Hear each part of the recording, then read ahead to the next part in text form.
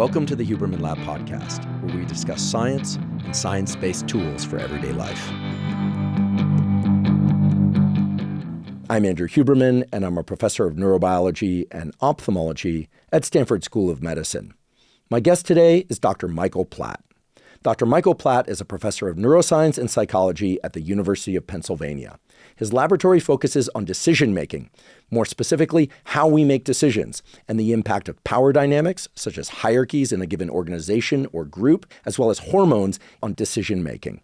We also discuss valuation, that is, how we place value on things, on people, and what you'll find is that there are many factors that impact whether or not we think something is good, bad, or very bad, that operate below our conscious awareness. In fact, today's discussion will teach you how you make decisions, how to make better decisions in the context of everything from picking out a watch or a pair of shoes, all the way up to something as important as picking a life mate. Indeed, hormones, hierarchies, and specific things that are operating within you and adjacent to, nearby the things that you're evaluating, whether or not those things are people or objects, are powerfully shaping the neural circuits that lead you to make specific decisions. So today you're going to learn how all of that works and, as I mentioned, how to make better decisions. Dr. Platt also explains how we are evaluating the hormone levels of other people, both same-sex and opposite sex, and the implications that has for relationships of all kinds. It's an incredibly interesting and unique conversation, certainly unique among the conversations I've had with any of my neuroscience colleagues over the decades. And I know that the information you're going to learn today is going to be both fascinating to you, it certainly was to me, and that it will impact the way that you think about all decisions at every level in everyday life.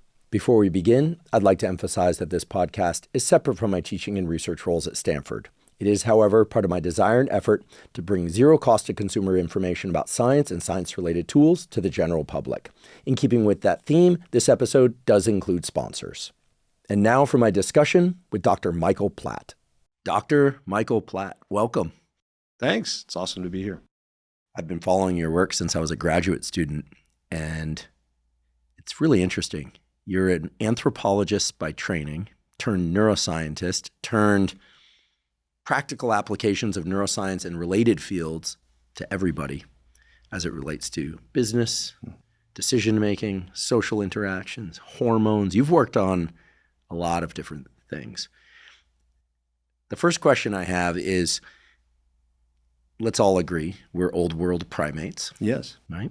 Most people don't even think of us as old world primates, but we are all old world primates, and we share many similarities in terms of the neural circuits that we have in our skulls with some of the other old world primates, like macaque monkeys, for instance.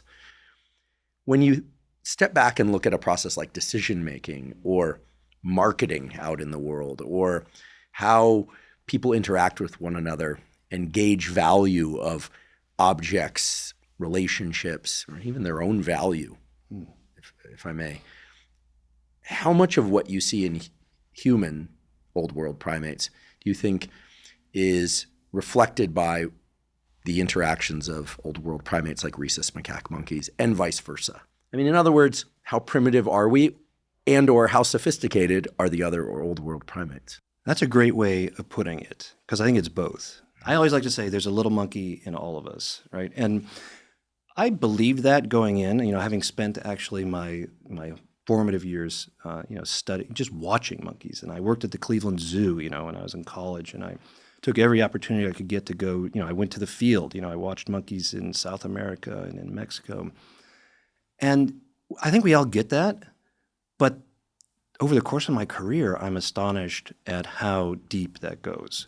And basically, for every behavioral, cognitive, emotional phenomenon that we've trained our lens on, it looks almost exactly the same in people and monkeys. Now, obviously, we're not just monkeys, and we can talk, and we're doing this, and that's a big, big difference.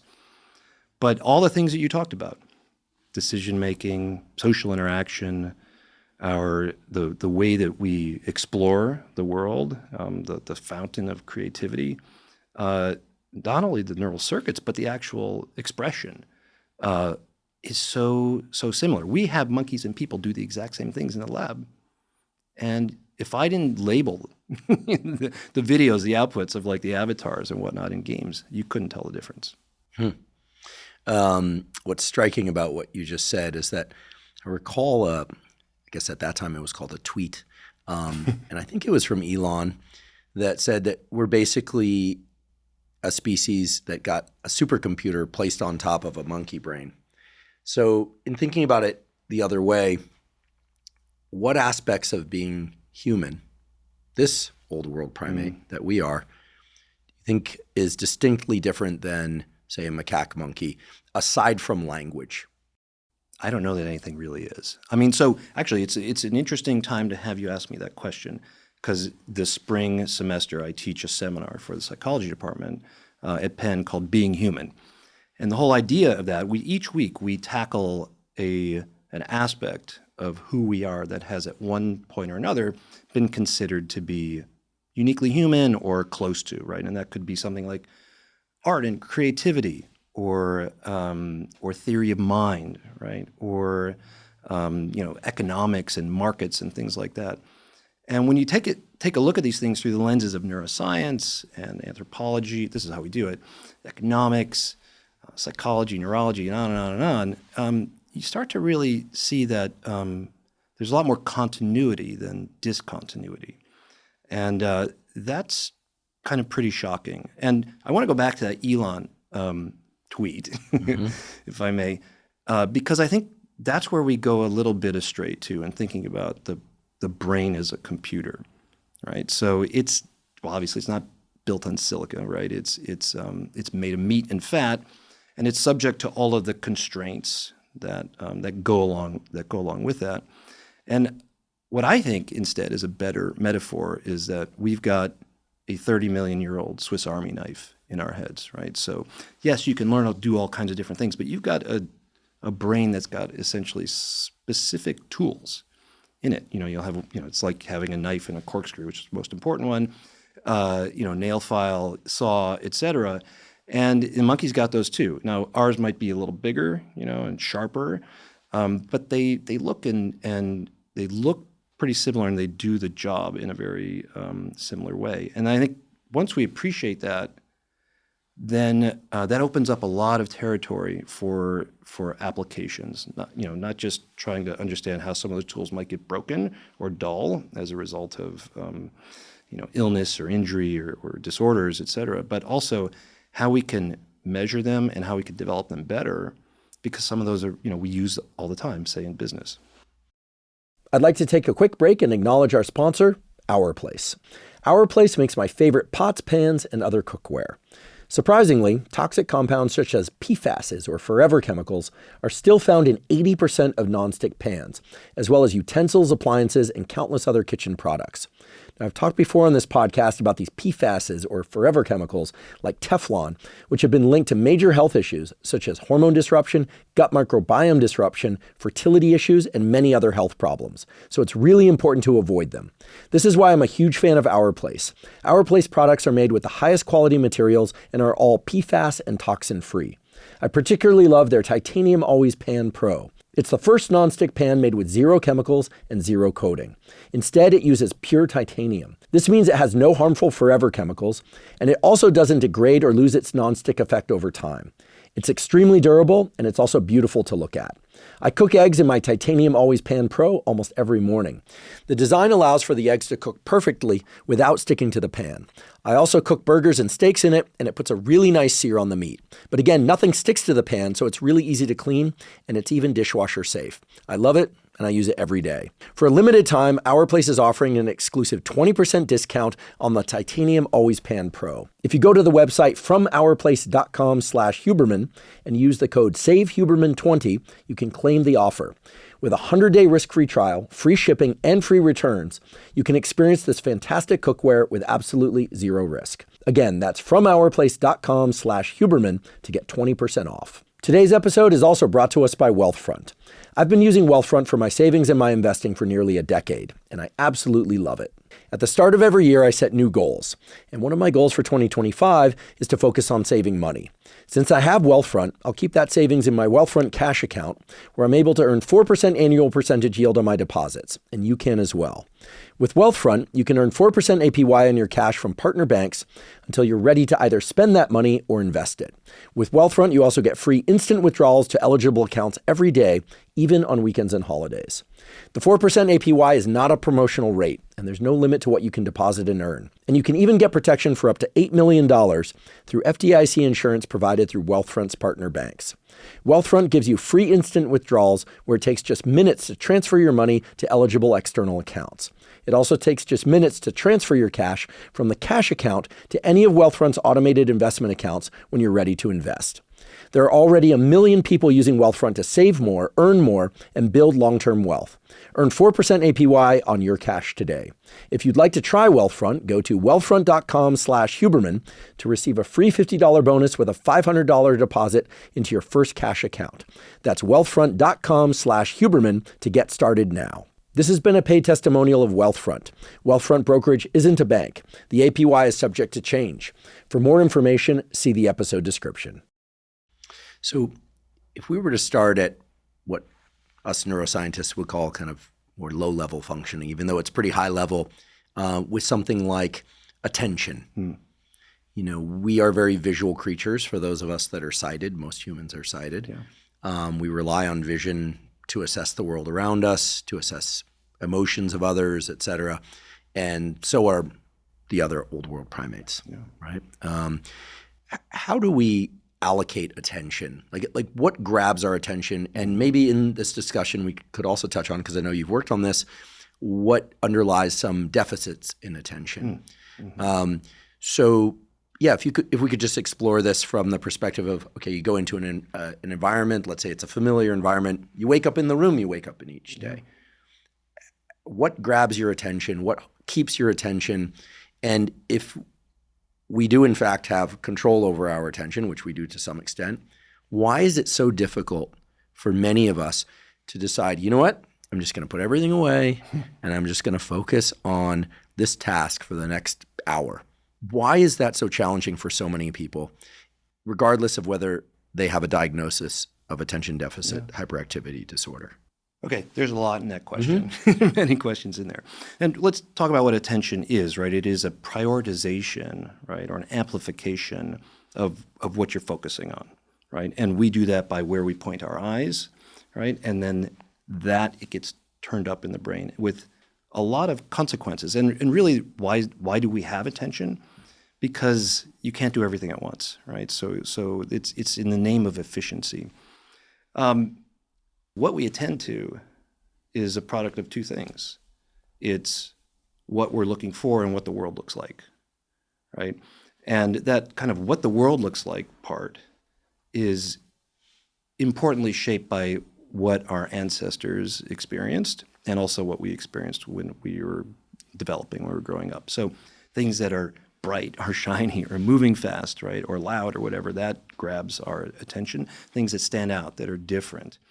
And for us as primates, one thing that's super important and kind of really deeply baked in is other people. So if there are faces, if there are people in the environment doing something, then that naturally just grabs our attention unless we happen to be an individual who's sort of wired a little bit differently, like folks on the autism spectrum disorder or schizophrenia, things like that, where that prioritization is not quite the same. So that's kind of how our experience as primates, and just the design principles of the way our brains work to overcome some of these limitations in the name of efficiency come about. And then, as you mentioned, what we can control our attention to a certain degree. And that's super important for a lot of, I think, overcoming a lot of the challenges that we have. And we can talk about that, like in decision making, for example, because or learning, because you can control what you're attending to, that gets turned up in the brain, right? And that affects what we choose, and affects what we learn, and affects what we remember as well. So now I'm trying to kind of go back to then the end part of your question. Oh, so that had to do with multitasking or just things in the environment. And that gets at this question or topic of, in my view, of foraging. right? And so I think that attention, this is the argument we've made, operates according to essentially the same rules and principles that our bodies do when we are searching the environment for resources. So all mobile animals search for food, search for mates, search for water, for the resources that they need to survive and to reproduce. And as it turns out, that kind of decision, that the clash, made very memorable. Should I stay or should I go? That's the key thing. So when you encounter something, like the question is like, do I take it? Do I stick with it, even though it might be depleting, getting worse, or should I take a risk and invest time and energy and go look for something else? All animals have to do that. It turns out there's an optimal solution to that, which was written out by one of the great mathematical ecologists, Eric Charnoff, in a paper in 1976. And so he wrote this out, and what's cool about it is it's very simple. It's basically you abandon the thing that you're harvesting when what you're getting from it falls below the average for the environment. That just makes sense. The marginal returns, right? And this could be a social interaction. Could be a social interaction. It could be food, could be water, could be the money that you're making in the moment, could be the information that you're getting from a book or from a website or whatnot. So, and we, from studies done over the last, whatever that is now, 50 years, have shown that every animal that's ever been observed behaves as if they're performing that computation. Could you give an example in the context of, let's say, social media? And as we were walking in to record today, we were comparing and contrasting X as a platform versus Instagram. And it occurred to me now, based on what you said a few moments ago, that Instagram is very visual. So you see faces. Yeah. Many accounts on X, either the icon is so small or people even just have cartoons or whatever, avatars there that aren't really faces in many cases. Yeah. And it does seem that on X, there's a kind of a elevated level of emotionality to what people write. That's what tends to grab attention. And I wonder whether or not that's because of the absence of faces. I mean, when somebody's on an Instagram post and they're kind of ranting a bit. In fact, I saw this yesterday. Tim Ferriss, another podcaster, had the investor Chris Sacca on. And Chris was talking about environmentalism and the fires, and he had opinions about AI. He's a very, very smart, very opinionated guy. But people were commenting. I don't know how he felt. How could I? Yeah.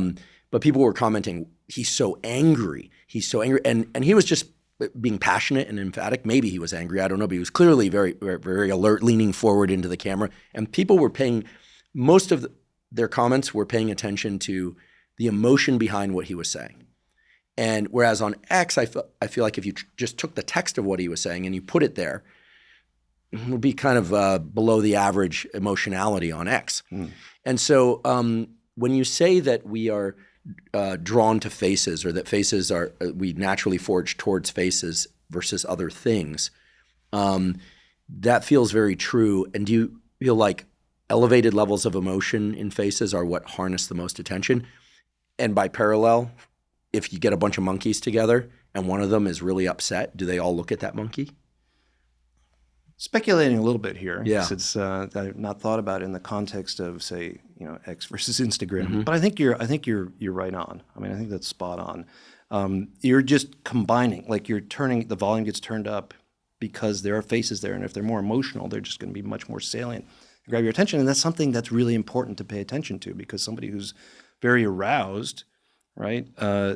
That's activation. That's sort of pre-activation before they do something. Like they might attack you, or they might take something from you. Who knows, right? Something could happen there.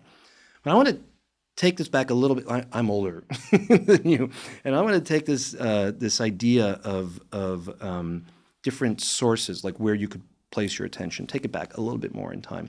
Because what's been shown, and it's interesting, computer science picked up on this marginal value theorem from mathematical ecology around 2000 or so, and began to investigate how people search the web.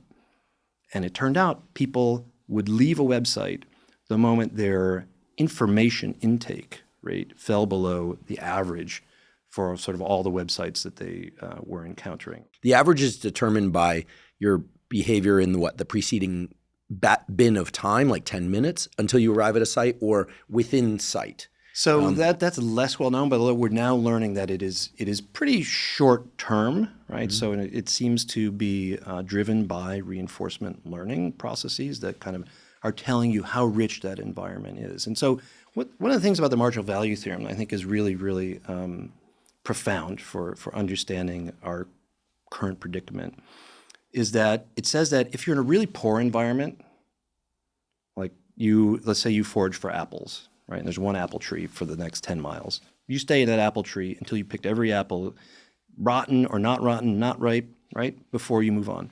If you were in an orchard with apple trees everywhere, you just pick the ones that are easiest to get and then you move on. So now think about it in the context of web surfing, the web. Like when you were, if you're coming up when I did, I was in graduate school or as an undergraduate, the way I accessed the internet was through a dial-up modem. So it was very slow. It was a very poor environment. You're sitting there waiting for the information to load up, right? And it might take 30 seconds or longer. You don't abandon that. You read the whole thing. You might print it out, put it in your file cabinet, right? Now you get like super high speed internet. Yeah, you can have 12 tabs open, and 50 you're like, tabs you spend like, half a second or a couple of seconds on anyone. You certainly don't scroll down beneath the fold, right? So it totally makes sense. Now think about all the devices you might have, or it could be tabs. It could be, most people are sitting around with a TV on, their phone, a tablet, a laptop, whatnot. Yeah, I'm guilty of having. And so what do you do? I have 3 phones. Yeah, and a so you're laptop. just cycling. Yeah. You are doing exactly what you're designed to do, right? Which is to move between these resources quickly and easily because it's so easy. So in some sense, going back to your question about like why is it so hard, it's going to be really, really deliberate. You have to either reduce, make it a harder environment, I guess, is the idea. You would have to actually put things away or make the return rate that you're getting from any of them much worse. Like, for example, if you turn your phone monochrome, which we know works, right? It helps you to stop checking your phone and spend less time on it because it's just not as good of a source. Yeah, the information feels really depleted. You reposted a paper result recently, and I did as well after I saw it on your X account, that if you look at working memory, the ability to keep information online in real time and work with it, it seems that working memory is worst when your phone is right next to you. If it's somewhere else in the room that you're working, then or trying to do real work of some sort, your performance is slightly better than if it's right next to you. But if the phone is completely outside of the room, improvements in working memory are statistically significant. In other words, get the phone completely out of the room. It's not sufficient to have it next to you turned face down or even in your backpack behind you. It needs to be in a completely separate environment in order to maximize this effect. Yeah, I mean, it's completely consistent with what we're saying here with regard to foraging. But if I take my phone and I put it, I don't have my phone here under the chair, but let's say I did. This result suggests that some component of our neural circuitry is operating in the background thinking, well, I guess something could be on there. Maybe I got a text, or maybe there's a tweet I should look at, or an Instagram post. It suggests that we are multitasking even when we think we are not multitasking. Yeah, I think you're absolutely right. It's beneath our awareness, right? So that's where I think the kind of comparative psychology, comparative neurobiology is really important here, because I don't necessarily impute conscious awareness to all these critters that are out there doing these things, behaving exactly the same way we are. And so to me, that just indicates that, all that hardware, those same routines are just running under the hood, running under the surface, and we're not aware of it. So when your phone is somewhere within the sphere that could be accessed, the brain's aware of that, and it's including that in the calculations about about what to do next. And it actually reminds me now of there's actually a couple of papers that we published some time ago on foraging. And one of the things that's really interesting about it is that as you are considering your options and you're experiencing sort of these depleting rewards or whatnot, you see this urgency signal kind of building up in a part of the brain, the anterior cingulate cortex, that we know is important for moving on, for switching, for searching for something new. And it does, I don't know what the emotional component of that is. We never explored that. But it seems reasonable to imagine that that's tied to, this sense of like, I really want to turn my phone over and check what's going on there. Are there any data that suggest that just being able to maintain a thought train independent of visual input can help us get better at maintaining attention? So, for instance, this morning I woke up very early, unusually early for me, because I went to bed unusually early for me. And I decided to try something, which is something that actually our colleague in neuroscience, Carl Deisseroth, had mentioned he does, and a previous guest on this podcast, Josh Waitzkin, who is a former chess grandmaster champion, has described something like this. I decided to try it, which was to keep my eyes closed and just try and think in complete sentences, not let my mind drift off topic for a while, have a conversation with myself in my head, but with the constant redirect of trying to stay in a thought train. And it's actually much more difficult than I thought it would be, right? There's no other input. My eyes are closed. I was comfortable at the temperature the room was, et cetera. I was well rested, no phone, no input. And you get one sentence of thought out, then the next. It's a bit like writing, except here no visual input. So I would have thought it's a lot easier because you don't have a set of tabs across the top, or even a Word doc with do you want to change it to bold, et cetera. Like no other input competing for one's attention. And I found that after about 10 minutes, it became pretty easy.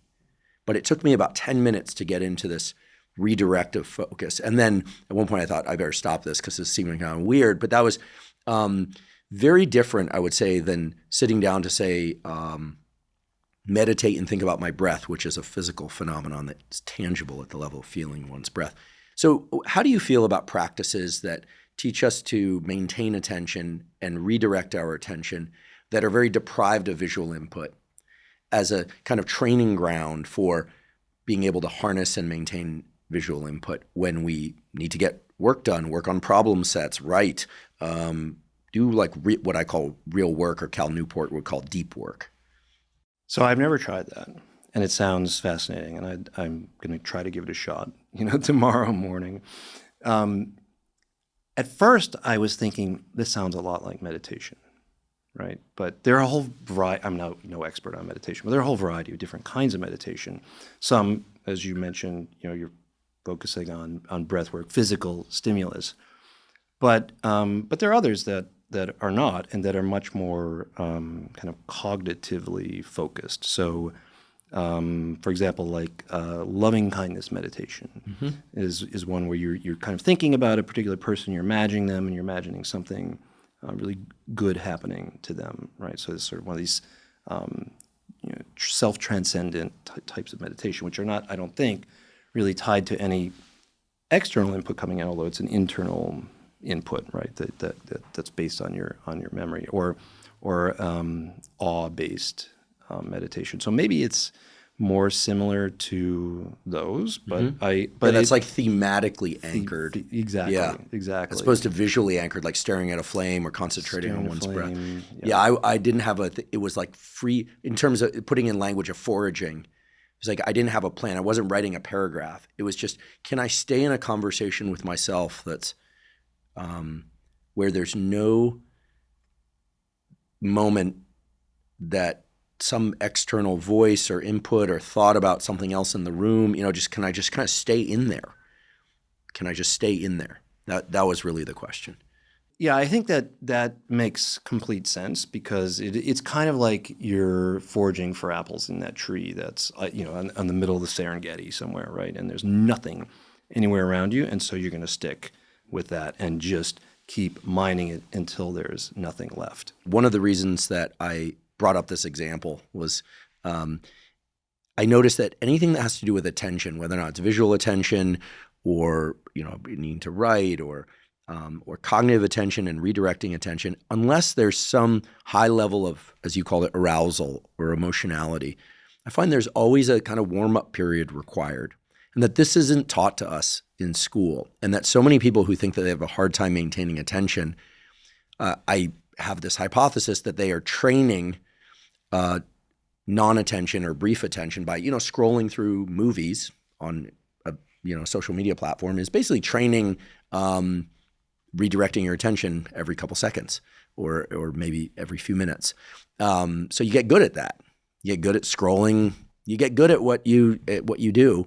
But also I think it was always the case that sitting down to do something difficult or learn or write or pay careful auditory attention, maybe even to a podcast, that there's a kind of a warming up period. What is the evidence that neural circuits in the brain are kind of here I'm using very top contour language in front of another card-carrying neuroscientist, but that neural circuits are kind of more dispersed in their activation patterns, but that over time we kind of drop into a trench, not just of attention, but that then the signal to noise of that circuit required for attention and the other components of the task gets much greater compared to the background noise. Is there evidence for that? In the same way that warming up to work out, no one expects to walk in and train with their work weight or to run at the speed that they would in mile 3, right? That you warm up.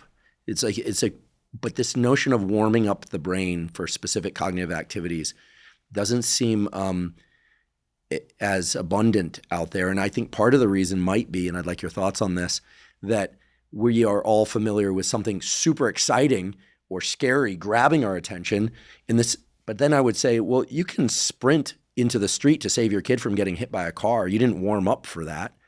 But that's not how you exercise because there isn't the same level of urgency. That's a deep question. I think, it's funny to me too, because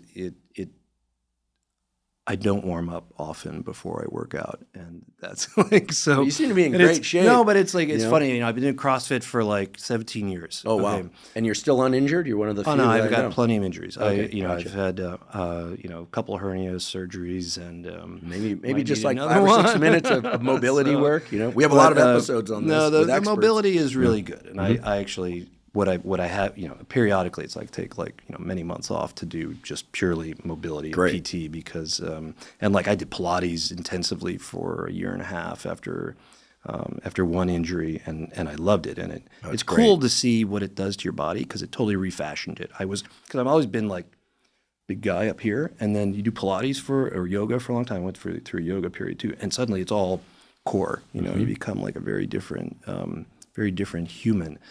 Yeah, so this issue of warming up. You don't like warming up, which explains your injuries. I like warming up. It's more a question of time. The reason why, and that's why I got into CrossFit in the first place was because I could do a workout in 10 minutes or under that left me, dead on the floor. I'm telling you. Super awesome. I'm telling you, 100 jumping jacks, just like in PE class, is still the best warm-up I'm aware of. It's amazing. I like it. People laugh at me, it's so old school, but you do 100 jumping jacks before you do any kind of cardiovascular or resistance training, and I haven't run a study on this, but you greatly diminish your chance of injury, probably because of just raising core body temperature. So the question is, then let's pose it in this parallel fashion. What is the equivalent of the 100 jumping jacks for cognitive work, right? For me, it's internally going what's wrong with you, Andrew? Why is it so hard for you to punch out these 10 paragraphs? But if someone on my team says, hey, we need this in 8 minutes, I could do that anywhere. Unless I'm actually driving a vehicle, I can work anywhere, anytime. But I would say we don't have the equivalent of 100 jumping jacks for cognitive work, but we need it. We need that. I think people need that, and they need the understanding that it can help them get into that trench of attention. I have a bunch of disconnected thoughts on this. Please. So one would be the converse of that, which is which you kind of alluded to earlier, which is the not warming up, but the opposite of warming up, the distraction. So there have been some really interesting studies done in sort of more business-y settings, management settings, about that looked at foraging. Okay, and think of it this way: it is more like a measure of creativity. Your proclivity to explore, to try new things, to go to to be the opposite of focused. Okay, so and you can measure that, for example, like an anagram task. So you get a bunch of letters, make as many words as you can. At some point, you decide to dump them and get new letters, right? And so that's sort of you're taking a risk and you're exploring and you're getting a new set. You don't know what's going to happen, right? And really cool studies showed that if you precede that task with a task where people are foraging for points on a screen, there's hidden. It's like a visual kind of thing, and you're just looking for stuff. If the points are really dispersed and spread out, then people, we don't know how long that kind of after effect lasts, but then people are way more kind of hyper explorers. With the words and with the word thing later. And if they have to like decide if they're playing virtual fishing and the number of, the rate at which you catch fish in a pond is declining, and you can press a button and take a time out to travel to another pond, people are much more willing to move on, okay, when they do that. Whereas if you put all the points kind of together, which is essentially related to what you're saying, cognitively warming up by focusing, literally instead of having your filter, your aperture, your lens like this, it's now like this, even though it's a different task that you're going to do. Oh, I love right? this. Then you're much more focused on that. Okay, I've sat here and done many, many podcasts, and I have to say it's rare that I say I love this. It's probably the first time. I absolutely love this because as a person who's worked on a variety of topics in neuroscience, but visual neuroscience has really been my first home. And continues to be the way that I think about a lot of this. There are a couple of really interesting papers that have led to some practices, mainly in China, where students focus on a fixation point before they sit down to do cognitive work.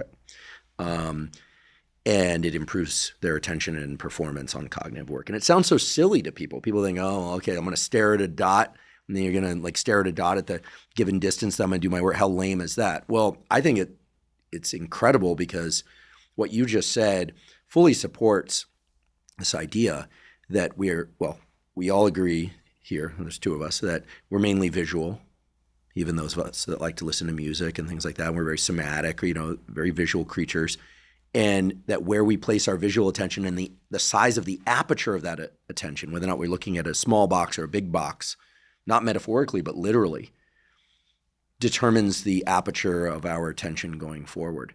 In other words, I think this is such an important thing because when we look at a horizon or we walk through a city, there's information flowing past us, and all kinds of, without us placing our eyes on any one particular point. And that people don't notice until they do this and they hear this, but that's very relaxing. We look at a horizon, it relaxes us, and that's because panoramic vision, non-foveated vision, is it's associated with a decrease in autonomic arousal. So has this been leveraged toward teaching kids and adults how to attend better? Because I think this is immensely valuable. I mean, this is behaviorally driven pharmacology, as I like to call it, because clearly there's a change in our chemistry when we do this sort of thing. I mean, other than what you just said about the work that's done in what they're doing in China, which is entirely consistent with what I just said, I'm unaware of any utilization. And I think it could be. I mean, I love that phrase that you just used, right? Which is when we understand the underlying neurochemistry, let's say, that's great, but you're not going to go in and directly manipulate people's neurochemistry. No. But if you can change the environment they're in, or you can change the state that they're in, behavioral state, cognitive state, emotional state, then that's an potentially effective, practical, ethical, right, way of having this kind of same or similar impact. I'd like to take a quick break and thank our sponsor, AG1. AG1 is an all-in-one vitamin mineral probiotic drink with adaptogens. I've been taking AG1 daily since 2012, so I'm delighted that they're sponsoring this podcast. The reason I started taking AG1 and the reason I still take AG1 is because it is the highest quality and most complete foundational nutritional supplement. What that means is that AG1 ensures that you're getting all the necessary vitamins, minerals, and other micronutrients to form a strong foundation for your daily health. AG1 also has probiotics and prebiotics that support a healthy gut microbiome. Your gut microbiome consists of trillions of microorganisms that line your digestive tract and impact things such as your immune system status, your metabolic health, your hormone health, and much more. So I've consistently found that when I take AG1 daily, my digestion is improved, my immune system is more robust, and my mood and mental focus are at their best. In fact, if I could take just one supplement, that supplement would be AG1. If you'd like to try AG1, you can go to drinkag1.com/Huberman to claim a special offer. They'll give you 5 free travel packs plus a year's supply of vitamin D3K2 with your order of AG1. Again, go to drinkag1.com/Huberman to claim this special offer. Yeah, I think that so many people, including myself, think, okay, what's a way that I can increase my level of alertness and attention? Well, I have this gallery of caffeine. Actually, the middle one's water. For those that are just listening, I've got a mate gourd here, plenty of caffeine in there. I had a cold brew mate, plenty of caffeine in there. I had several, actually, and then water in the center. But caffeine raises our level of alertness and thereby attentional capabilities. But I think that most people are not familiar with using behavior as a way to increase their endogenous release of the neurochemicals that increase arousal and attention. And we just tend to over-rely on pharmacology, and I'm not against that. I use it, obviously. But what do you think it is? I mean, now I'm asking you to be a bit of a cultural anthropologist. What do you think it is that has led people in the United States and Europe to mainly focus on this idea that if you can't attend easily, that it's a pharmacologic issue, that behavioral tools are not as useful? Because the experiment you described is so cool, right? Look at dots that are close together. Then cognitive space becomes kind of more bundled into a tighter bundle. Look at dots that are more dispersed, and you tend to kind of disperse your cognition. It becomes almost like more of a creative exploration, right? Maybe this is why my friend Rick Rubin, whose name is sort of synonymous with creativity because he wrote that amazing book, The Creative Act, is so into sky and clouds and sunsets and space, open space. Rarely have I ever heard Rick say, hey, you should stare into a little soda straw. I'd love for you to just kind of riff on what you think some of the better tools are for improving attention and focus. And whether or not you think we're really as challenged in that as many people assume? Well, I don't think we're that challenged. I think, as I mentioned earlier, our brains are just performing the computations that they have been endowed with by millions of years of evolution, which is to allocate attention, to allocate behavior, to allocate focus according to how rich, I'll call it rich, or poor the environment is, how many different sources are there. And so those are the rules your brain lives by, and you're not really going to change those. I mean, you could kind of modulate up and down a little bit, whether that's through neurochemistry or other kinds of things, but ultimately it's, in this case, the brain in the environment that it's in. Mm-hmm. So from my perspective, the best thing you could do is just change the environment. Put those devices away, to enable you to focus, right? And so anyway, I don't know if I had that much more to say on that topic. No, I think what's great about this is you're essentially pointing to the fact that we have control. We're not somehow deficient or messed up if we find ourselves having a hard time directing our attention because we've been training ourselves to scroll. We've been training ourselves to redirect our attention constantly to new things. I mean, as you can probably tell, I'm a big fan of intervening in that process so that one has the ability to drop into focused work. I do feel as if progress in life, scales fairly directly with the ability to focus on one thing for some period of time, for sake of learning in school, for sake of sport, for sake of relationships, the ability to have like a real connection to somebody, and we're going to get into a discussion about social interactions in a bit. But when it comes to foraging, do you find that people fall out into different kind of clusters of how they forage for information?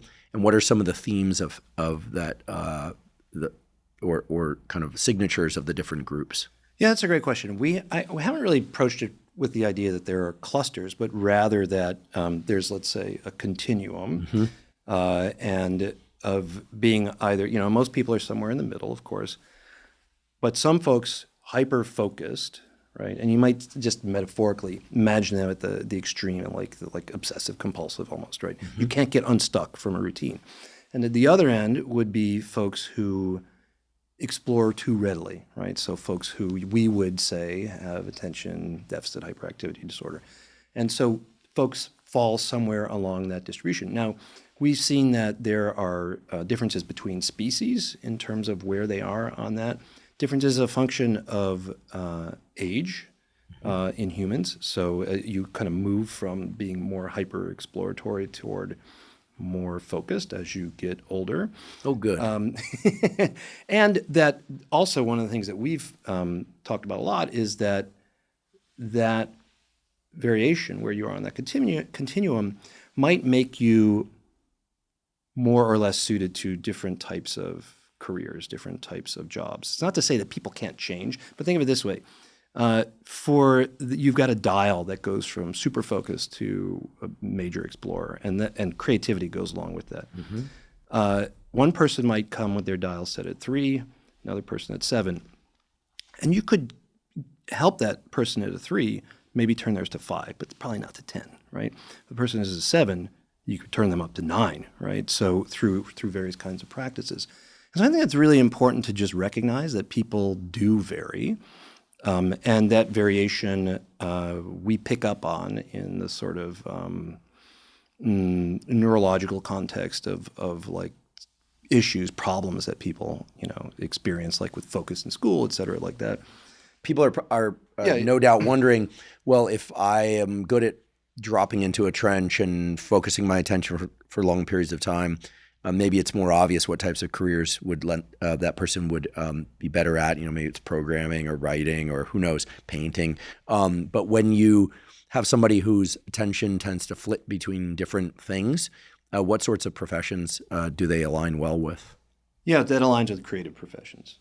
So, and also being entrepreneurs. Actually, if you look at the data on entrepreneurs, the rate of attention problems is 2, 3, 4x the general population. You also see that it's often comorbid with other issues related to anxiety, bipolar, et cetera. So they kind of like all cluster there with a real issue on that sort of focus. And we work with a team out in Berkeley actually that provides support to entrepreneurs so that so that they can do their best, do their thing, which is to be like wildly creative, right, and innovative, I should say. But when they need that focus, so they can have it. And we have a big research project going on right now, looking at entrepreneurs in California and also MBA students at Wharton to just kind of try to identify, the prevalence of these issues and then to potentially provide support for them. And that support could take any number of different forms. It could be true psychiatric support in the sense of like maybe attention focusing pharmaceuticals, drugs like Ritalin, Adderall, which can be used appropriately, but that doesn't rob those individuals of their mojo. But in other cases, it's going to be more like changing their, providing an ecosystem, right? So where they can learn focusing practices, as we've already talked about, where when they build their teams, they can build complementary strengths in the people that surround them so that they're much more likely to be successful.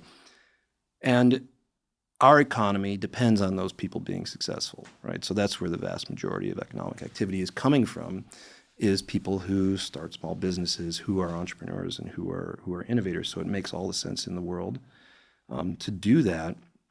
But I think we've been neglecting all this. Now, actually, the thing I wanted to kind of say earlier about this, and that where I think neuroscience gives us a new tool to approach a lot of these business questions, is that let's imagine you're hiring, right? And you're hiring, we need a creative type.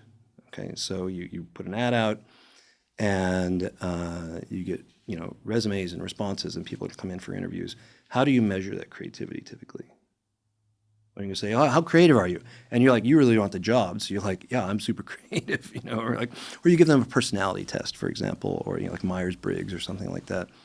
And we know those are not particularly accurate, and self-report can be not only inaccurate but biased, and biased by the context.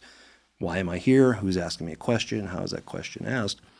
Whereas the neuroscience gives us tools to kind of measure those things directly.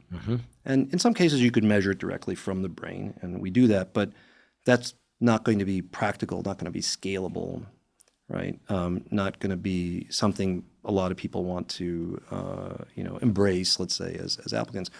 But find ways to interrogate the brain that are not asking people to assess themselves. For instance, what would a small number of questions be that? Not even questions. One of the things that we've done is develop games, like brief, little, very engaging games that are based on specific tasks that we know interrogate specific circuits in the brain, like foraging, for example, where people they're literally harvesting berries, let's say, okay, and they're going along, and the goal is to kind of get as many as you can, and from their behavior we can figure out exactly where they are on that continuum. Mathematically, and say, okay, well, in the dashboard that we create, like, okay, you are pitched a bit more toward being an innovator and creative type, explorer, and less likely to be, say, a good manager who would need to be, sort of have a higher degree of focus. And we do that for a number of different aspects of cognitive and emotional performance. So things like in terms of social competence, for example. And so we have a little game. It's mimics soccer, and we've had monkeys play it, humans play it. We know exactly what it kind of elicits from the brain and what circuits it relies on, and that allows us to numerically, identify like your strategic planning abilities or your something like theory of mind, getting in the head of an opponent. And those games we found, it's really been very gratifying to demonstrate that those predict performance in a number of different jobs, in high performance jobs like actual soccer players, but also in the military, in cyber operations. And so we're now exploring, and we've helped to stand up a startup company in Philadelphia that is actually, that's their mission, is to go out and try to use those tools to see if they can do better than basically a whole bunch of questions. Yeah, it certainly goes way beyond kind of typical Myers-Briggs or Enneagram type personality tests, which I think has certain value. If nothing else, they people like to know about themselves, and I do think categorizing oneself a little bit according to like, are you a 3 on the Enneagram or a 4 or an 8? Certainly gives you a frame of reference. But it doesn't seem very useful for the kinds of work environments that you're describing, whereas what you're describing sounds much more sophisticated. You mentioned theory of mind. We should talk about theory of mind because here we are back to visual neuroscience, but I have the understanding, you can tell me if I'm right or wrong, that as old world primates, one of the more impressive features that we've developed is the ability to attend to a location with our eyes, but pay attention to something else in the periphery. People used to refer to this as the other cocktail party effect. The cocktail party effect is the ability to pay attention to a conversation while there's stuff in the background, but this is the other cocktail party effect that with sometimes chuckles gets described as, you're out to dinner with somebody and you're listening to them and you're paying attention to them, but you're also paying attention to the conversation next to you or maybe someone else at the bar. You can fill in the blanks there. This is an amazing ability, regardless of what it's used for, that a lot of other primate species don't have. I mean, as far as I know, no other species have. So this seems to be, we know macaques can do this, for example, and humans do this routinely. We assume all apes do this. And the adaptive explanation is I think exactly what you're alluding to, which is the fact that like when you live in a complex, multi-level society with differentiated relationships, where the things that matter to you are like your family, your rank, your status, right? Your friends, your enemies, all those kinds of things.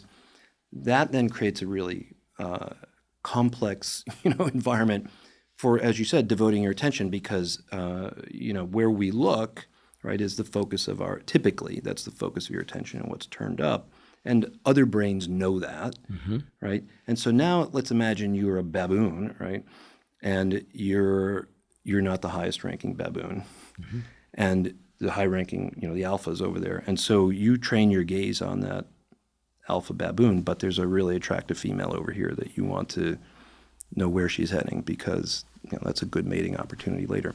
So it's that ability to kind of split attention from your overt attention, what your gaze is pointed at, and covertly what you're amplifying and tracking in the environment. And there's this, to tie this back to theory of mind, there's, I think, it's reasonable and consistent with some of the data that theory of mind, which is a sense of being able to infer what somebody else knows, what they can see, right? What they want, their state of mind, which might be different from yours, that it develops through the way that as infants and young children, our experience of first gazing at a caregiver, maintaining attention with them, and then learning to follow their gaze when they look somewhere and they say, "Hey, that's an apple," or whatever.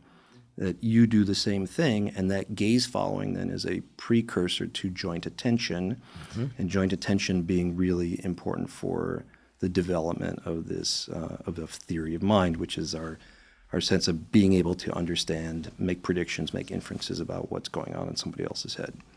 I feel like the overlap of covert attention and theory of mind, as you described, comes from this assumption that I have, which is that we have effectively two spotlights of attention and that we can merge them. So I can place all my attention on you and what we're talking about in your face, et cetera. Or I can split my attention between you and something over there in the corner. Or I can take that second spotlight of attention and place it on myself, like, I need to move to the side because I've got a little, maybe an itch on my thigh or something like that. So, but I don't think we have three spotlights that we can work with very easily anyway. Maybe we could train that up, but that we don't naturally have more than two spotlights of attention. We can merge these two spotlights of attention. And I feel like, and I've done some practice at this, just because I'm a neuroscientist and I like to try things, of ramping up my level of focus, just trying to really, like I'm doing it right now, I'm looking at you and like the contour of your shape against the background, like I can really decide to emphasize those borders. I'm not really doing anything behaviorally that's different than I was a few moments ago. But then I could also bring that spotlight of attention kind of down a little bit in intensity. So I feel like we have two spotlights of attention that we can ramp up in intensity. And we don't normally do this so consciously. Normally we're more in stimulus response. And I think about this a lot nowadays because, and forgive me for referencing previous podcasts, but we had this brilliant, absolutely brilliant 84-year-old psychoanalyst, Jungian analyst named James Hollis on the podcast. And he talked about what it is to be human and to create a life. And it boiled down basically to two things, which was to acknowledge that we're in stimulus response a lot of the day and how to be functional in that domain was a lot of that conversation. But that there's this essential aspect to life, which is to get out of stimulus response and bring those spotlights of attention inward and to think and to reflect and then go back into stimulus response.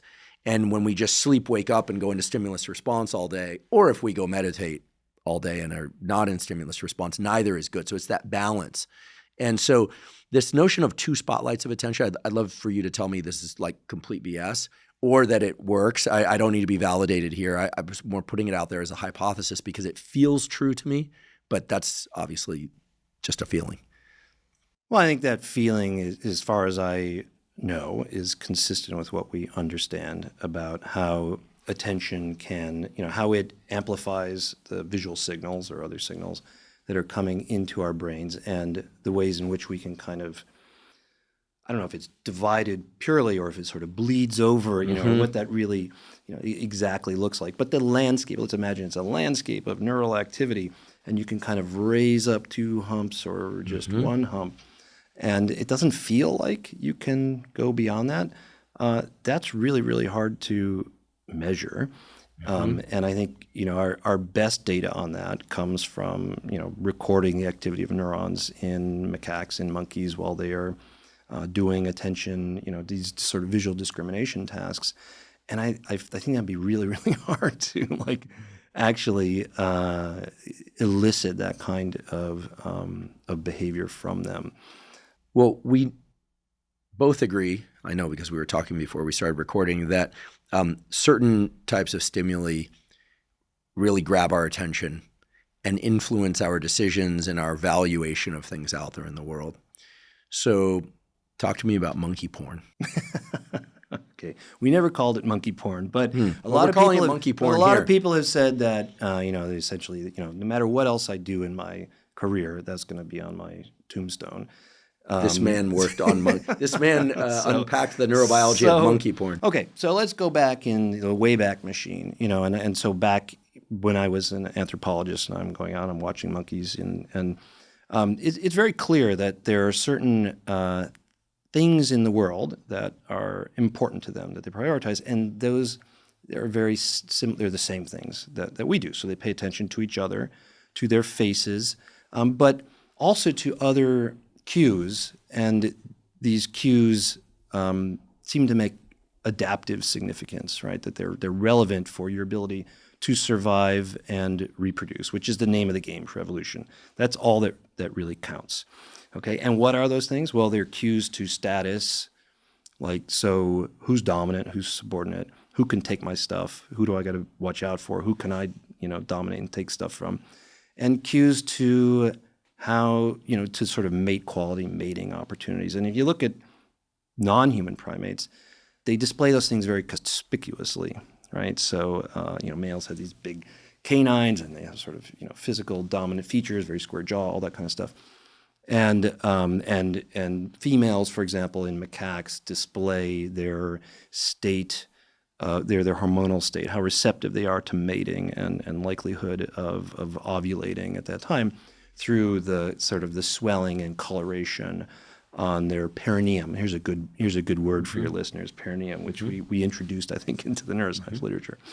And that's just the sort of anogenital region. So that's where they're putting a lot of someone else on here signaling taint. Okay. Listen, another card-carrying researcher, Dr. Shauna Swan, came on here to talk about phthalates and microplastics and endocrine disruptors. She spent a career working on this. She's a serious scientist. And she talked about how taint sizes are diminishing in males by virtue of endocrine disruptors accessing the fetus during pregnancy. This is a statistically very robust effect. I know we're going to get into a discussion about fertility later because you've worked on this issue as well.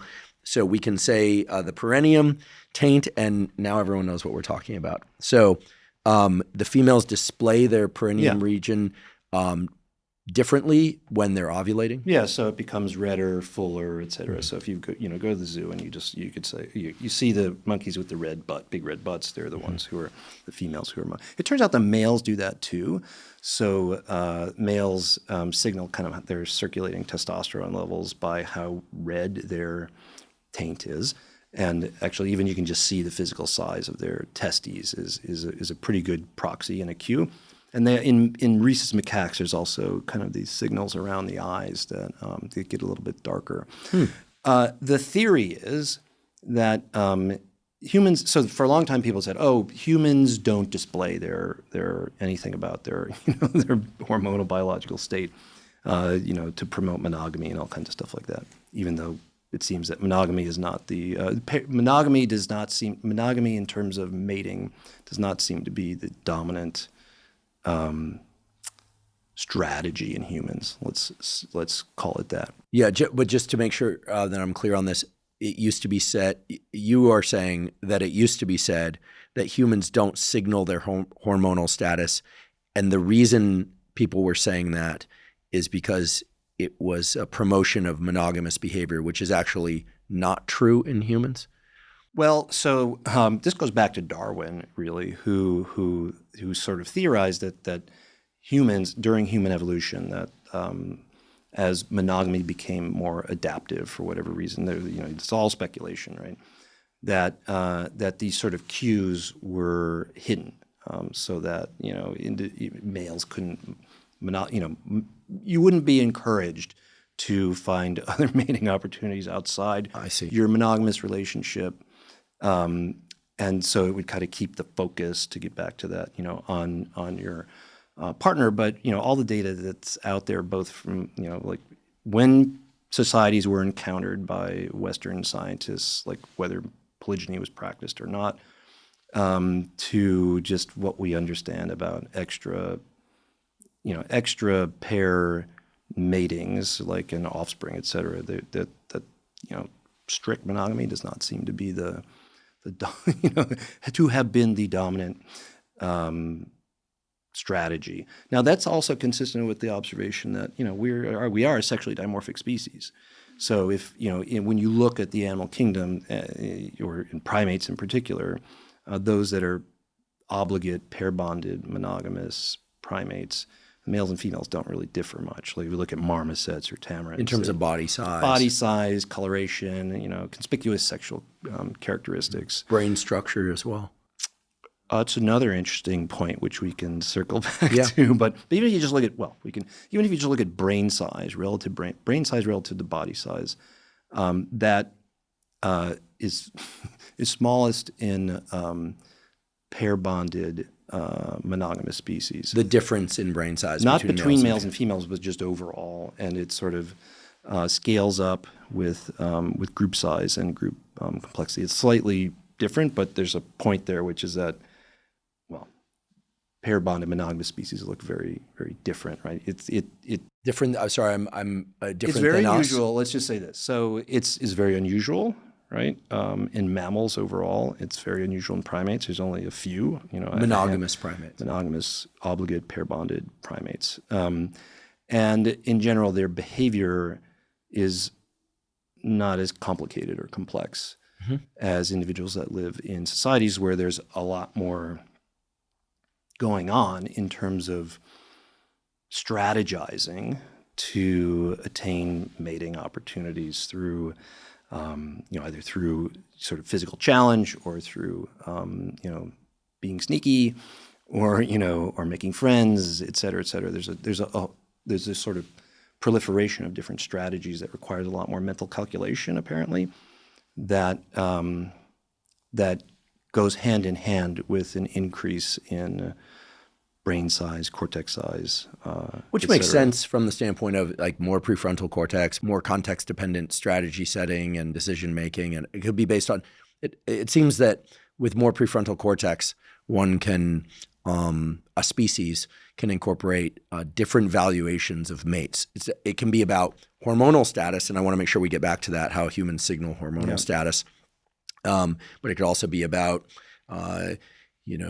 reproductive potential as it relates to resource allocation, or whether or not there'll be a good caretaker. I mean, a lot of additional factors can be incorporated in, and working with more variables flexibly requires more neural real estate, mostly in prefrontal cortex, right? Absolutely. Although I will, based on a paper we published last year in Nature, I would say that our notions of sort of the breakdowns of like where stuff is in the brain and how it's encoded, I think is going to change a lot. And there are a number of other studies that have come out in the last year or so that echo this. And so this was a paper in which we did something unthinkable, I think, in the sort of history of neuroscience, which is all about reduction. Let's make the experiment as simple as possible. Only vary one thing, right? And we're going to find where that one thing is in the brain. And that's the tradition going back to Hubel and Weasel, right? Hubel and Weasel, folks. So my scientific great-grandparents, no, we were bound to do it sooner or later. They won the Nobel Prize for their understanding, for their parsing of the neural basis of vision, neuroplasticity, et cetera. Torsten's still alive. I think he's like 100 now. Last time I saw him, he was 96, and he was still jogging and doing art. David passed away. Amazing. You can look it up. H&W, we call him Hubel Weasel. They're among our they're on the Mount Rushmore of neuroscience, and we'll get back to this. So Please, explain to us what this paper showed, and then we will then talk about how humans signal their hormonal status. And we'll go all the way back to monkey porn, I hope, because we won't leave monkey porn really in near it. and dear. We won't leave monkey really porn in the past. So near and dear to my heart. Okay, so human weasel. We're going to really simplify because that's how we figure out exactly how it works.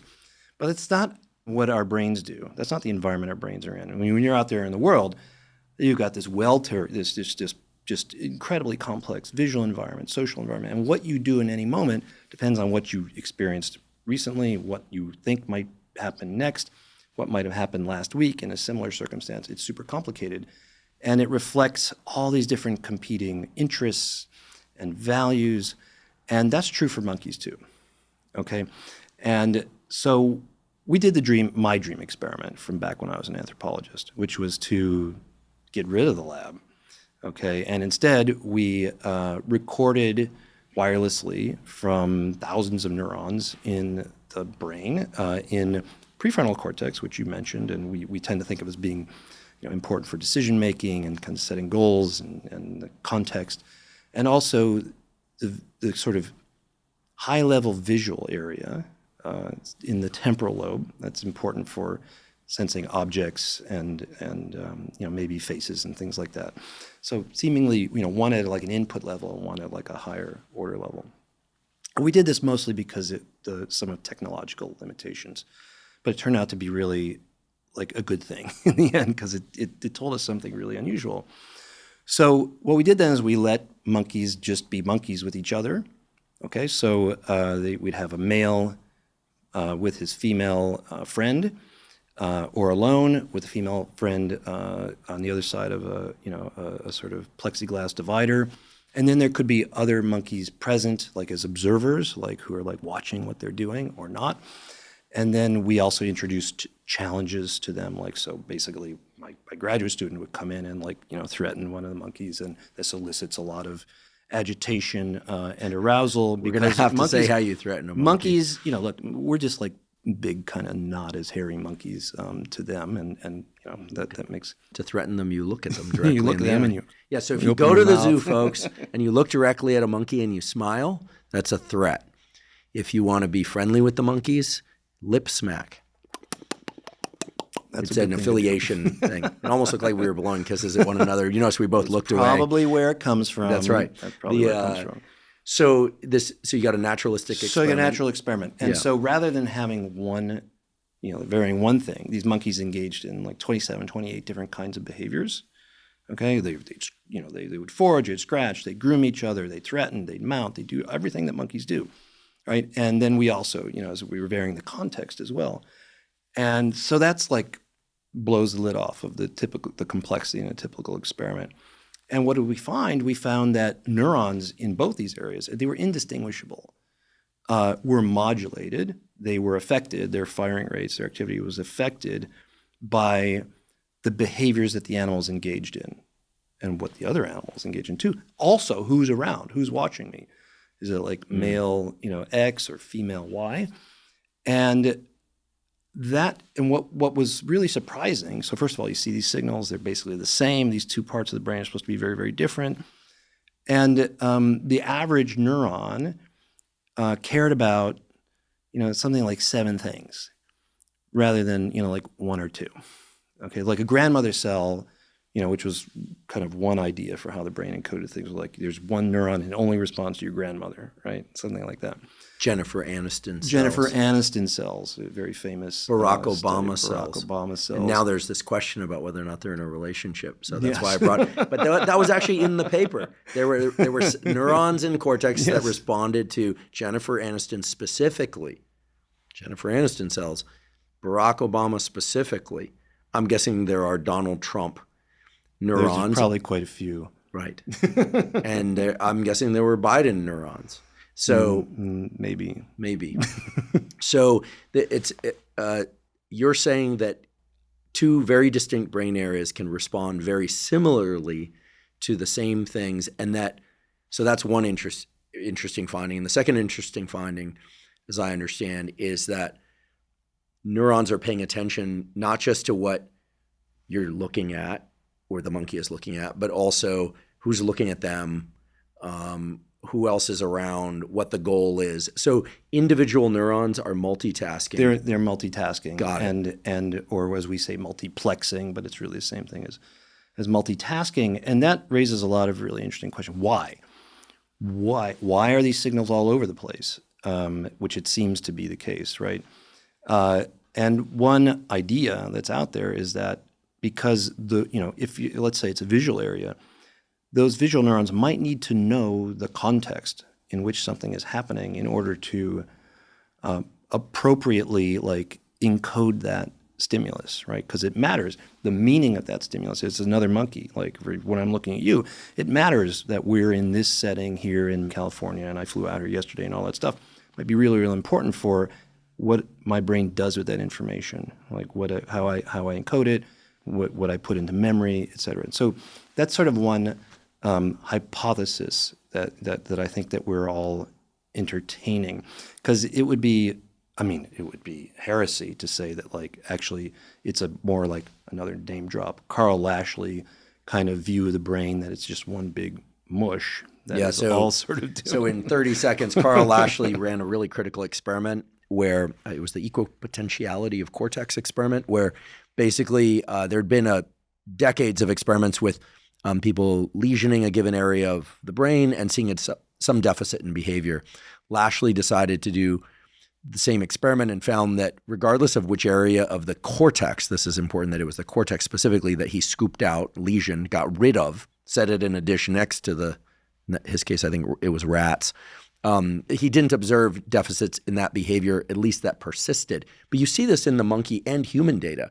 You can lesion a brain area, see a huge deficit. I know I'm telling you what you already know, Michael, but I think most people don't realize this. A brain lesion can lead to a huge deficit in behavior that is recovered later over time through plasticity, unless you start digging into the deeper stuff of the brain where lesions lead to permanent deficits unless some intervention is provided. Yeah, the cortex seems to be maybe a little bit, I don't want to say equipotential, but it's very plastic, it's very flexible, and very adaptive. So this was a really cool finding, I thought, and we could decode from the population of neurons exactly what each of the animals was doing and who was around and who's watching, right? To me, it was very gratifying.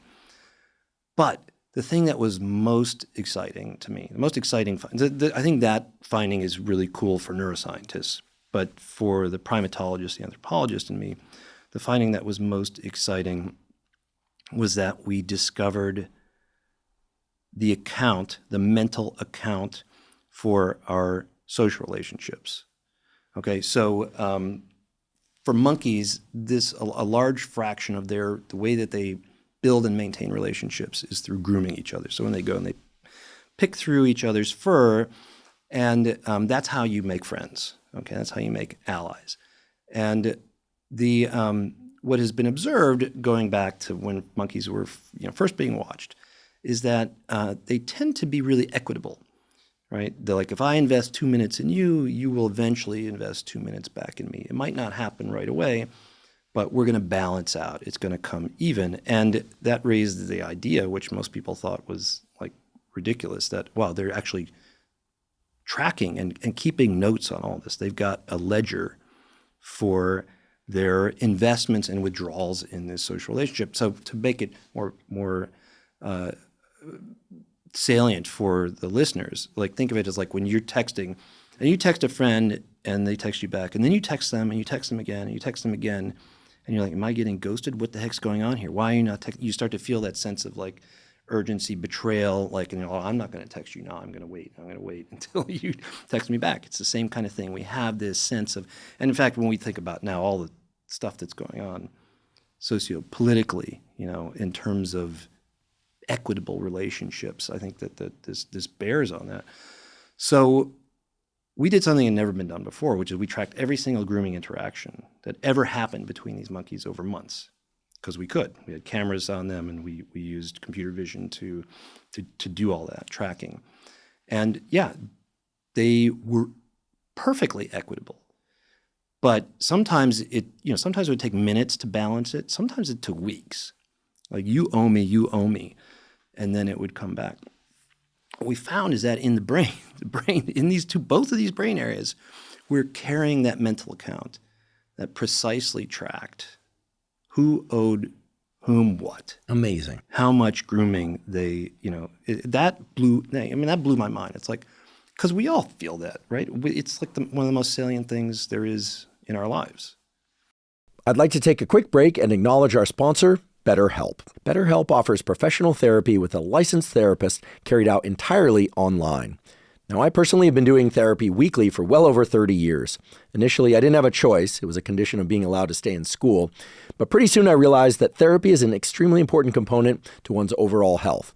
There are essentially three things that great therapy provides. First of all, it provides a good rapport with somebody that you can trust and talk to about pretty much any issue with. Second of all, it can provide support in the form of emotional support and directed guidance.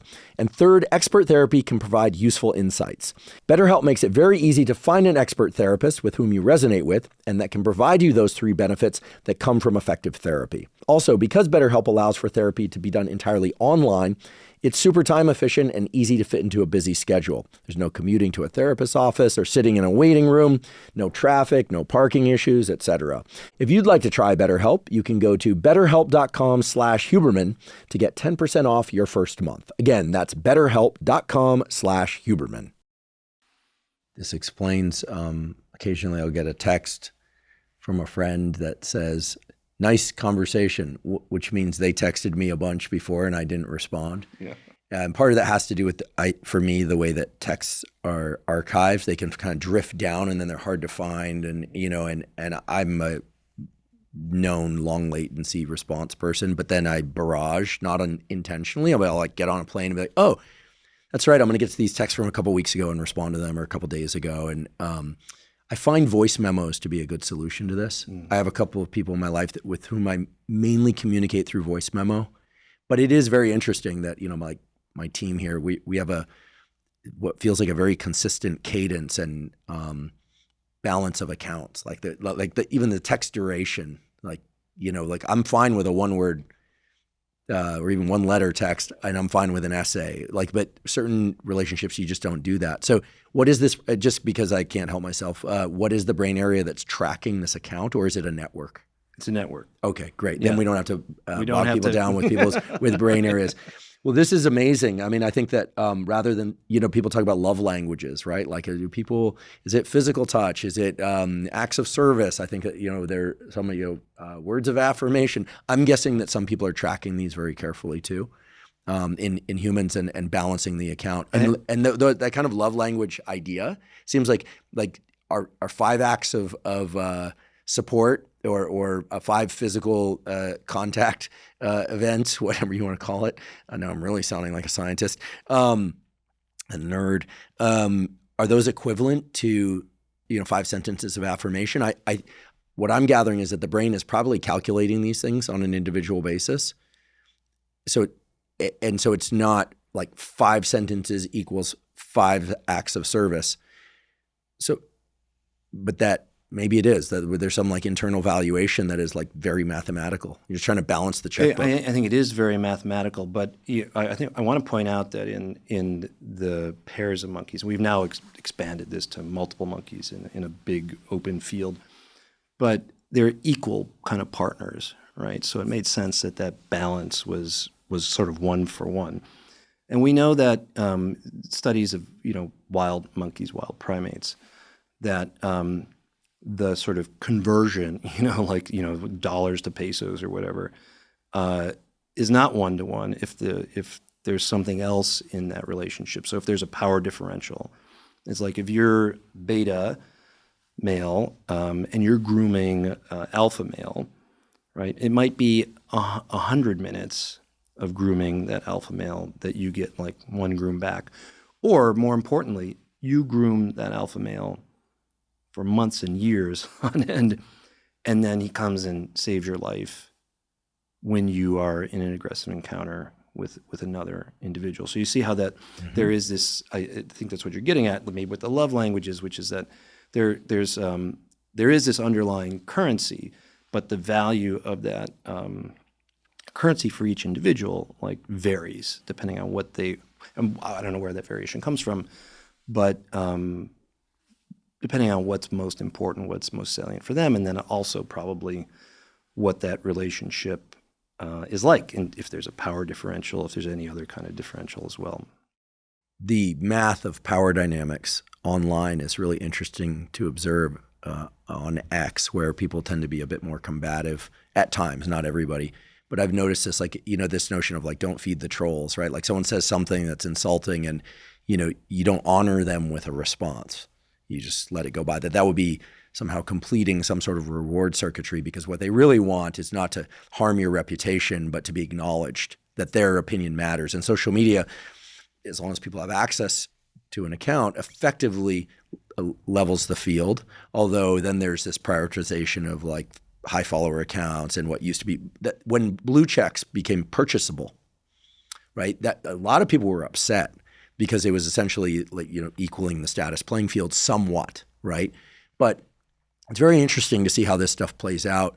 Do you honor somebody with a response, or do you, ignoring somebody's insult? The classic Mad Men Don Draper response, in the elevator that has turned into a meme. I don't think about you at all, being the ultimate sort of display of his power. That in terms of not even allowing his neural circuits to keep track of an account. It's like zero for you. Is essentially what he was saying. So is it the case that power dynamics are tracked across for conflict, for collaboration? We talked about love languages, which is a collaboration. Some people do seem in life to be very transactional, is the word we assign to it. They're tracking what you did this and I did this. No, you paid last time, I paid this kind of thing. Or they're elevated by the idea that, they did this and this, therefore that the relationship must be much, much tighter than perhaps the other person in the relationship thinks it is. These are complex features, but the idea that we are old world primates and that there's a brain network tracking this stuff, to me, makes really good sense. And I think it's wonderful that you've identified a physiological anatomical substrate for it. I think it's lends a lot of support to thousands of years of observations. Well, thanks.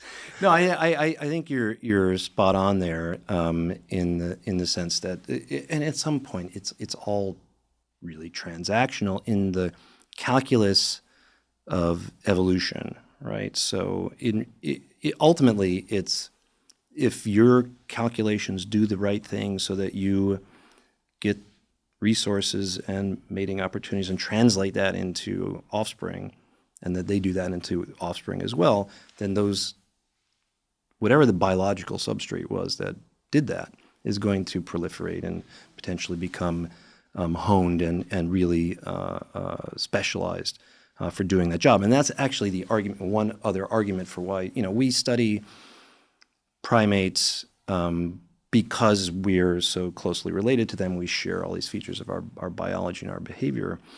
But also because, and this is where I think, for example, personally, I find it much more compelling to study animals like rhesus macaques as opposed to, say, marmosets, which we've talked about a little bit, in the sense that if we're thinking about the forces that have made us who we are, right, which, as we just talked about, you see it displayed on X every day, like attending to all these things, tracking all these different relationships, deciding whether or not to give somebody your attention, the purest form of generosity, as was said. That's what monkeys have to do too. And so this argument from what we call neuroethology, and ethology being the science of basically trying to understand behavior as a product of evolution, right? That it's designed just like physical features, just like the wing of a bird, right? That our mental processes and the underlying mechanisms are designed to serve very specific functions. And so if we want to understand how we got to be the way that we are, we should look toward animals that had, seem to be doing the same kind of things, facing the same kinds of pressures in the environment, in particular the social environment, which seems to be the one that's most important for us. How do humans signal their hormone status? This is on a very different end of the spectrum. Yeah. But everything we're talking about, which is fairly high level and in the brain, exists, as I like to think about it, on a kind of a water level or a tide that's set by our levels of autonomic arousal. Like thinking, feeling, action changes when levels of autonomic arousal are very high, aka stress, alertness, versus when we're sleepy. And hormones certainly influence autonomic arousal and a bunch of other things too. Hormones is a broad category, but let's just stay with the ones that most people are familiar with.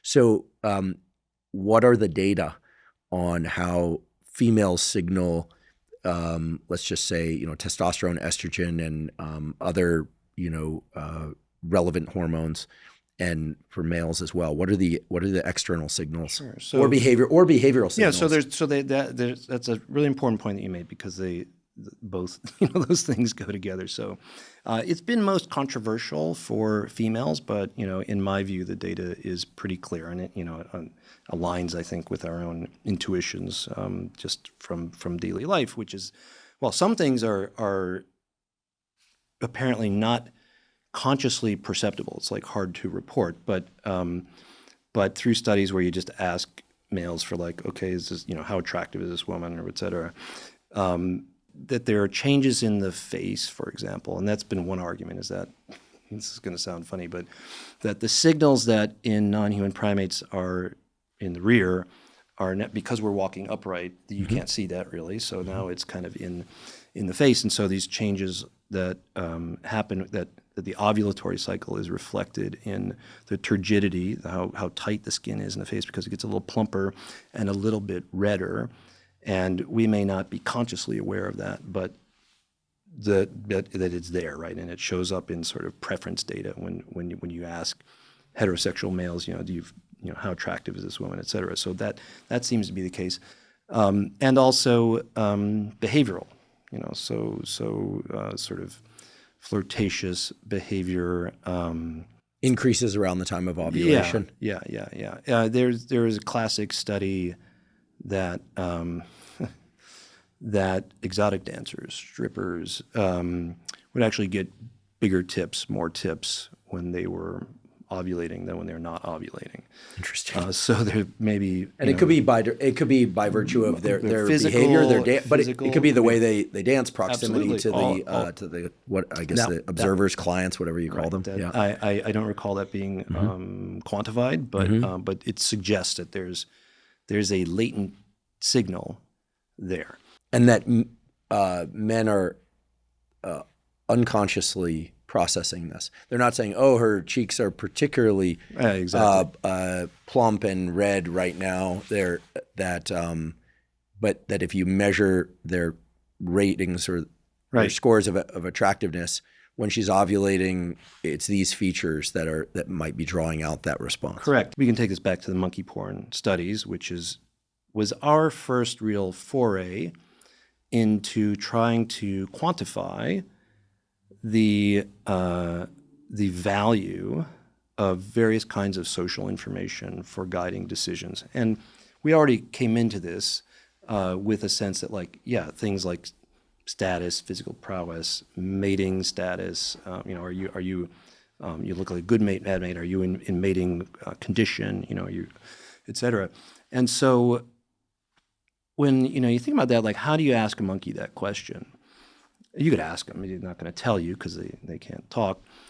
But you have to develop a behavioral way to elicit that. And so what we did, I think it was pretty clever, was to riff on the studies that I had already done, looking at varying the expected value of two options. So this was the work I did as a postdoc with Paul Glimcher, where we revealed economic signals in the brain, in the parietal cortex, an area between where visual signals come in and where you make a choice to make a behavioral response.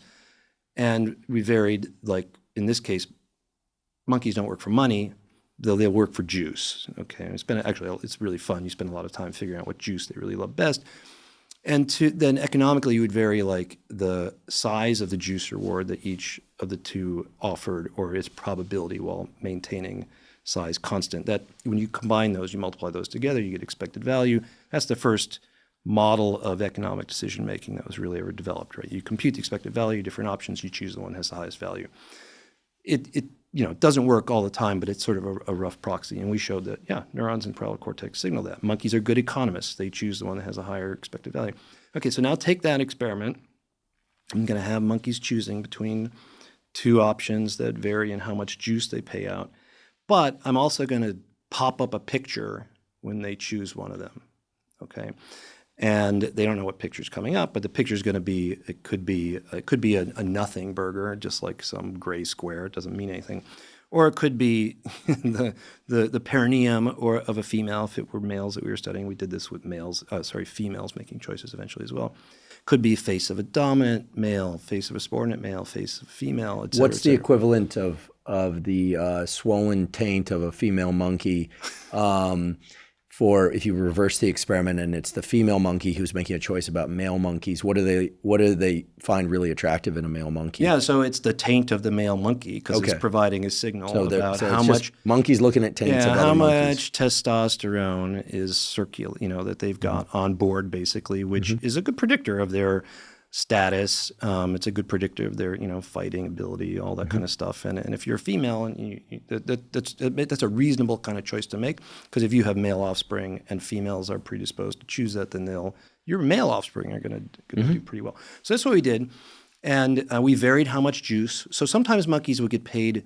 They'd have to give up juice to see the pictures. Sometimes they get paid more to see the pictures. And what we did then is we construct a choice curve, and we use the differential. If it's not 50-50, if it slides one way or the other, it tells us that monkeys are paying X amount to see certain kinds of pictures, or you have to overpay them, right? And so what did we find? It was really, I think, scientifically revealing, but it's pretty fun. People got it immediately. They will pay juice. They will give up juice. They will pay it to see pictures of the perineum, the hindquarters of females. This was an original study. It was in male monkeys. They will pay to see the faces of dominant males, and you had to pay them to see the faces of subordinate males. Okay, so females will give up juice to see the taints of testosterone-rich male monkeys, and male monkeys will pay juice to see the swollen taints of female monkeys that are, because of the swelling, indicates a better reproductive competence. Yes, better. Now's the time. The time is ripe. Okay, to mate. But it's just in general, it's a signal that is like what we would say is it's important. It has value. Monkey porn. It's something you should track. Yeah. And in fact, they're paying for it. So, this just blew up on the internet even back then. It was like suddenly every website was like, oh, you proved monkey porn, blah, blah, blah. It was kind of a fun ride. It was a New York Times idea of the year in 2005, which was, again, kind of shocking. There's like I think word on that. But people, it makes sense. And the thing I want to point out is that we ran this same experiment in people, not with unclothed humans. So we used only. Well, no, it was, and we had to create our own stimulus set because all the stimulus sets that were out there for visual studies of humans were like a bunch of German people looking very dour. They were very well controlled, and we wanted something that was more natural. So we downloaded thousands of photos from this website, hotornot.com. I don't know if you recall that, but it was a website where you could upload pictures and people would rate you. I mean, now that is like probably wouldn't be allowed now. I remember rate my pet. Rate my pet, rate my professor, I think, which is still around. And we were saying rate. Yes. Rate with a T, my pet. Yeah. But this was hotornot.com. So you get all these really natural looking, and then we had, this was really funny though too. So we had a group of separate groups of raters from the people who we actually tested in the experiment. So we had a group of males, heterosexual males, rating the female photos and vice versa, and that was interesting in its own right. So we were just trying to establish like we're not saying why they're attractive or anything like that. Just like, let's measure it, okay? And it was really fun because, it was hard work. You're having to do one every 3 seconds, and it took like an hour. And when the women were done rating, they're like, okay, I'm glad that's over. The hour's over, and our male raters were like, did you have any more? I'd be happy to sit here and rate more photographs for you. Interesting. So women got sort of like they got tired of rating males for attractiveness. Yes. Males did not tire of rating females for attractiveness. They did not at all, that's anecdotal, but it's still, I think it's revealing. Then we ran the pay-per-view experiment, just like in monkeys, on humans. Pay-per-view. And we also ran a couple of other standard economic tasks. One would be, how long are you willing to wait? So that's a delayed discounting. And generally, you will wait longer for a bigger reward and a smaller reward. And also, how hard would you work? And the work was like you had to alternate pressing 2 keys on a keyboard. It was really just menial, laborious, et cetera. So they're two interesting, just sociologically, it's interesting what comes out of this. Our female subjects basically wouldn't give up money. They were working for money. They were hearing the sound of coins coming out of a slot machine, which was proportional to how much money they actually got. Real money. Choice. Real money. If you ignored the pictures, you'd go home with like $17 extra compared to if you were influenced by them. And the females did really well economically. So they pretty much kind of ignored the pictures of the males, even though they were rated, even the ones that were super hot. They were not very concerned with that.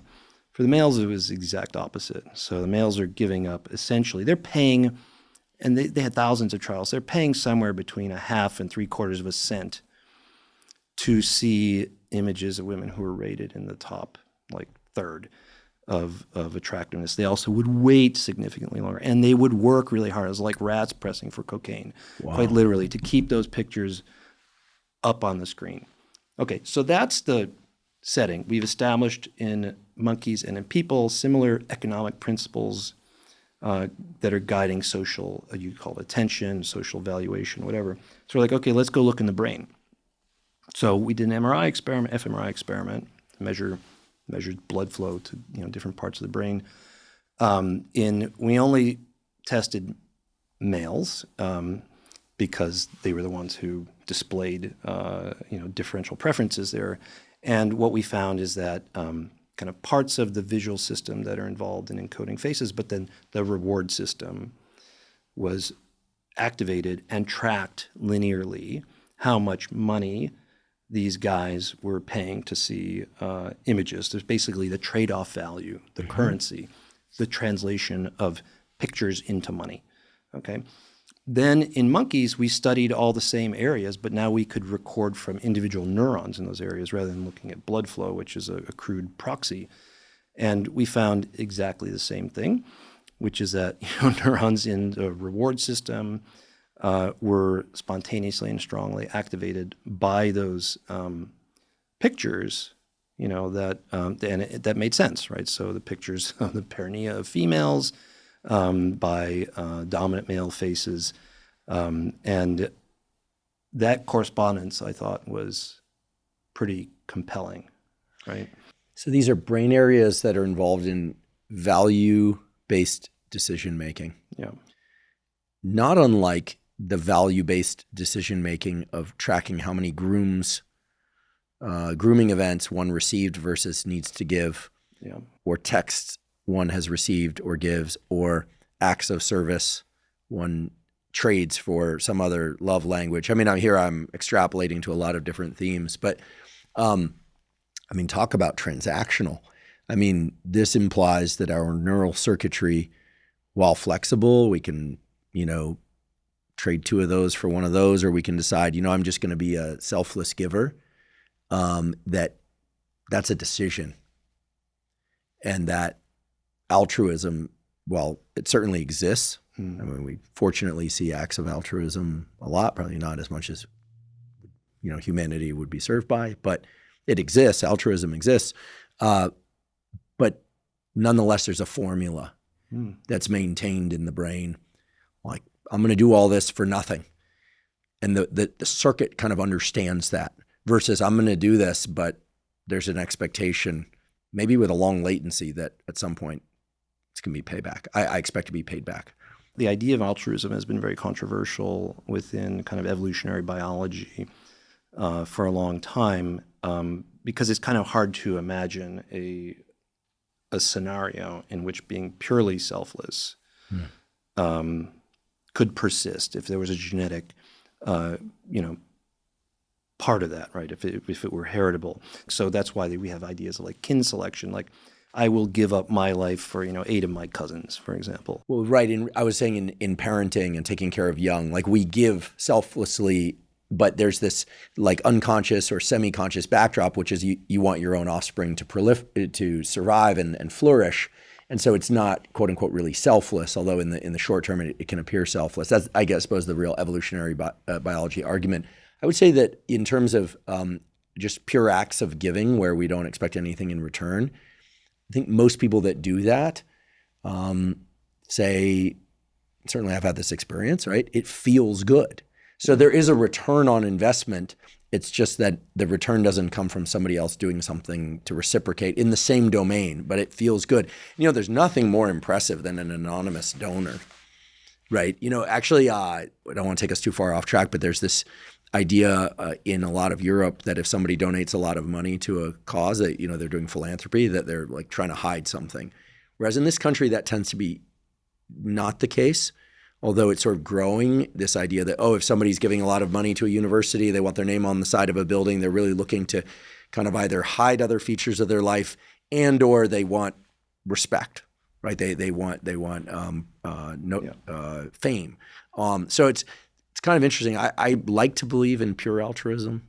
It feels good to me to believe in true altruism. So I don't think this is settled, and I think this is where there's another feature of human and maybe human evolution that humans and human evolution that's relevant here, which is that we may be one of the only organisms in which something called group selection might happen, right? And that's this idea that like groups are competing with each other in addition to individuals competing and collaborating and competing. And so that evolution might favor groups in which there are certain individuals who are, in a sense, wired to be selfless. And there's one of my colleagues at Penn, a guy named Duncan Watts, has done these really interesting experiments where he ran these massive online like prisoner's dilemma games where people are having to decide whether to to either support their partner or defect, essentially. And but what was unusual about these games is he let people played them over and over again, hundreds and hundreds of times. What typically happens is once you've experienced the fact that like if you cooperate, you're going to get screwed eventually, then everybody just says, I'm just screwing the other guy from here on out. But he identified that there's a population, like 20% of people, I think, something like that, who are persistent cooperators, who cooperate no matter what their experience. And that is resonant with this idea kind of from group selection that groups that had individuals who were cooperators, who were selfless no matter what, might outcompete other groups, right? And I think that's a really interesting idea. I want to circle back to what you were saying about the feel good, like when you give. There's a real substrate to that. If we can engage in a little reverse inference, which is that, and this was shown actually a couple decades ago by a neuroeconomist named Bill Harbaugh for the first time, which is that when you give to like a charity that you love, you see activation of reward circuitry that looks just like if you got the reward yourself, right? So it's like if I give to whatever March of Dimes or something, and that's what I love, then it in essence feels good to me. And that reward system activation, right, is the thing that through dopamine reinforces behavior. So when you have that warm glow, it makes you more likely to do that again in the future. It's a self-reinforcing signal. I love that those sorts of circuits exist because they seem to serve the greater good. And I'm not, trying to, rub away our more, harsher features of primate brain wiring, but they're all in there. So speaking of which, are there external signals besides muscularity, jaw shape, et cetera, that relate to levels of testosterone in male humans that are transient? The male hormones don't cycle as robustly as female hormones because of the lack of a menstrual cycle. Right. They might change with age, et cetera. But is there anything that signals testosterone or free testosterone level? Certainly stress hormone level is signaled, quaking of hands, that kind of thing. But what about testosterone signaling that is independent of the kind of like vigor display stuff that we normally hear about? It's a good question. I think it's important, as you pointed out, that it doesn't vary too much over, weeks or months or anything like that. It's pretty stable. But one thing we could think about is work done by my colleague Giddy Nave, who's in the marketing department at Wharton, and working with Colin Kammerer actually out here at Caltech. And they did a number of studies, not where they were measuring testosterone, but doing very well controlled placebo, trials of applying testosterone gel versus, something that, people, you didn't know which arm you were getting. So testosterone versus placebo. Versus placebo, yeah. And measuring things like desire for, conspicuous consumption. So buying, luxury cars or things like that. Or other things are their cognitive reflection, like they're really bad at they start to fail on things that require not just giving the simple answer. They become more risk-taking. So there's a number of features that we kind of, I think, collectively, anecdotally think of as being like hyper masculine associated with testosterone. Like you want to signal, like you're a big guy, you take more risks. And you're less reflective. You just display more, and you're less reflective. So that, and I'm going to screw it up right now if I actually tried to give you the question, but it's like, a bat and a ball cost $1.10 together. How, I'm going to screw it up, and then you're going to say, well, you lack cognitive reflection. But let's just leave that aside. But then they're much more likely to give the wrong answer, jump to the conclusion, which seems obvious, but it's wrong. So higher testosterone, more impulsive with responses, less reflective, tend to be wrong more often. Yes, but more confident. More risk-taking, that kind of fit. That's kind of a okay, fully expected one. And I guess the purchasing, items that signal wealth or status. It's a display. So I think of it as like the chimpanzee. So when researchers first went out to study chimpanzees, in Africa, and then they had like generators or whatnot around, and they had these big gasoline cans or whatever, and the male chimps, one of the male chimps, discovered that he could take these cans and run around the group, banging them together and getting a lot of attention. Which is similar. You see them up in a tree, vigor display, displaying the just grabbing. I think so much of its attention. Just look at me, look at me, look at me. And I think that's what you've got going on with this sort of buying a Jaguar or whatever. It's like people are trying to signal what they don't actually have, right? I mean, it's tricky because we now you can buy things on credit. Like there are a bunch of jokes about Los Angeles that can be made here. I grew up in the Bay Area, and there are areas of the Bay Area where there's a tremendous amount of wealth. My dad used to always say, up here, like wealth is really kind of hidden back in the trees, literally. You go to LA and there's all this display through stuff.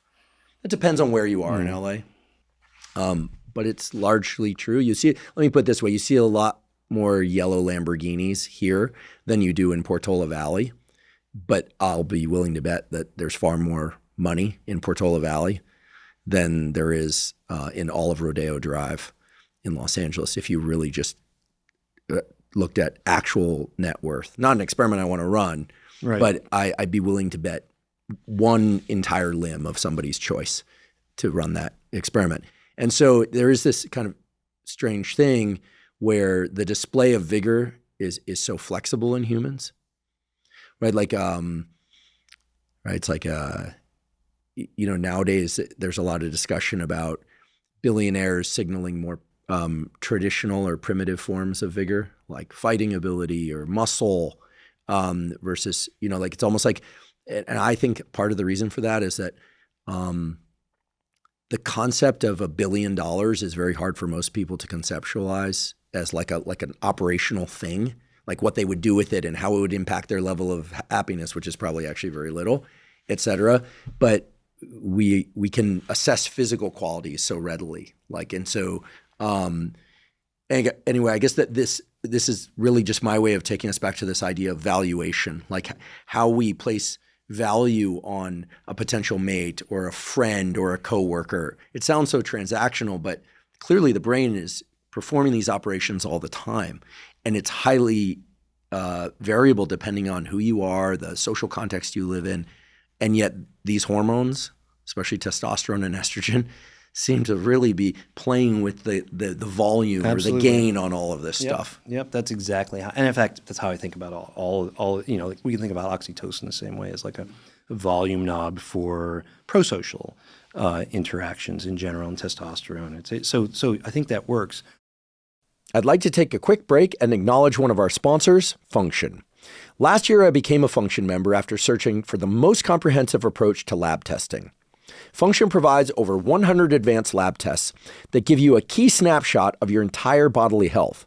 This snapshot offers you with insights on your heart health, hormone health, immune functioning, nutrient levels, and much more. They've also recently added tests for toxins such as BPA exposure from harmful plastics and tests for PFASs or forever chemicals. Function not only provides testing of over 100 biomarkers key to your physical and mental health, but it also analyzes these results and provides insights from top doctors who are expert in the relevant areas. For example, in one of my first tests with Function, I learned that I had elevated levels of mercury in my blood. Function not only helped me detect that, but offered insights into how best to reduce my mercury levels, which included limiting my tuna consumption. I'd been eating a lot of tuna, while also making an effort to eat more leafy greens and supplementing with NAC and acetylcysteine, both of which can support glutathione production and detoxification. And I should say, by taking a second Function test, that approach worked. Comprehensive blood testing is vitally important. There's so many things related to your mental and physical health that can only be detected in a blood test. The problem is blood testing has always been very expensive and complicated. In contrast, I've been super impressed by Function's simplicity and at the level of cost. It is very affordable. As a consequence, I decided to join their scientific advisory board, and I'm thrilled that they're sponsoring the podcast. If you'd like to try Function, you can go to functionhealth.com/Huberman. Function currently has a wait list of over 250,000 people, but they're offering early access to Huberman podcast listeners. Again, that's functionhealth.com/Huberman to get early access to Function. Let's talk about oxytocin. We hear about it as the love hormone, the affiliative hormone. Folks, it's a neurohormone, so it's somewhere in between a neuromodulator and a hormone. Let's set all that aside, all the mechanistic stuff, and I'd love to know your knowledge about like what changing levels of oxytocin does to perception, to behavior. Yeah. Humans and oxytocin, I mean, we've been interested in it for a long time because, as you said, it seems to be a dial that can turn up or turn down certain aspects of social behavior and other aspects of mental and emotional function. It's important to point out that oxytocin and its sister neurohormone, vasopressin, arginine vasopressin, which is sort of maybe a little more important in males than in females, and females oxytocin a little more important, but they're in both, and they've been around a long time. They've actually, this is very early in vertebrate evolution. In mammals, oxytocin has the primary role, right, of helping to build bonds between mom and baby. So oxytocin is released during childbirth. It's released when mom is nursing, and it seems that in humans and some other social, really, really social creatures, it's now been co-opted to kind of have that similar kind of role in the relationships you have with other people who are not your offspring or your pair mate, right? So, because oxytocin, for example, is released, when you orgasm, and so And that's, thought to be why that sort of pillow talk afterward is, like it's a little more engaging, and, people feel things at that time that they might that are different from what they would have felt. It fosters before. attachment. Fosters attachment. That's a good way of putting it. So oxytocin levels are hard to measure, right? You can measure at a distance in the periphery, in the blood, but it's not exactly like one-to-one correlated with what's going on in the brain. And in general, we don't want to put like a pump or a little thing in your brain that we could measure how much is in there. So we can look at, instead, what is often done is to look at what happens if you introduce oxytocin, more oxytocin than you normally have, like into the brain. You can't inject it or anything like that. And the way that it's typically applied is to squirt it up your nose or inhale it intranasally. So it then is taken up by the nerves that are in your sinuses and whatnot, and then goes into the brain. That was what it was thought to. I think that we were the first to show that that's actually how it works. We did all the work in monkeys where it's all these things are just sort of easier to do, and the behavior is a little bit less complex. So our readouts are I think a bit more straightforward. In the human studies, there's a lot of variation. It's controversial because there's a lot of there's some crap studies, and there's just a lot of variability in the effects across studies. And I think some of that's just because you ask people to squirt it up their own noses, and so there's a lot of that introduces variation in just how good they were at getting it in the right place. With the monkeys, what we did instead is we used what's called a nebulizer or aerosolizer. Like I had noticed when my kid had pneumonia, and I took him to the ER. They put this mask on him, and they missed this albuterol, which opened up his airways. Oh, we could do that with oxytocin too. So that's what we do with the monkeys. It makes sure they get a really good dose, and then we showed that gets right into the brain. Okay, now that puts us in a position to ask questions of what does it do. Well, one of the first things that oxytocin does is it relaxes you. So just overall, you were talking about autonomic function. It's a relaxer. It's an anxiolytic. So and in monkeys, what that does is it reduces their vigilance to sort of any threats. So they're just a lot more chill. Mm-hmm. So that's sort of a primary thing. And then we've looked at how it affects their behavior in males and females separately, because as I said before, they sort of, first of all, males and females have different strategies and behaviors, and the expression of where oxytocin receptors are in the brain, et cetera, and vasopressin receptors is a little bit different. In male monkeys, it's super interesting because, we've been talking about how, dominance and that really, rhesus macaques have this really steep hierarchy. And one of the things we found right away is that you give oxytocin and it just flattens the hierarchy. So the dominant male monkeys become super chill and friendly, and the subordinate ones become a bit bolder, perhaps because, if I dosed my own, or I've dosed you with oxytocin, it would change your behavior, which would change my behavior. So it reverberates across individuals. So it flattens the hierarchy.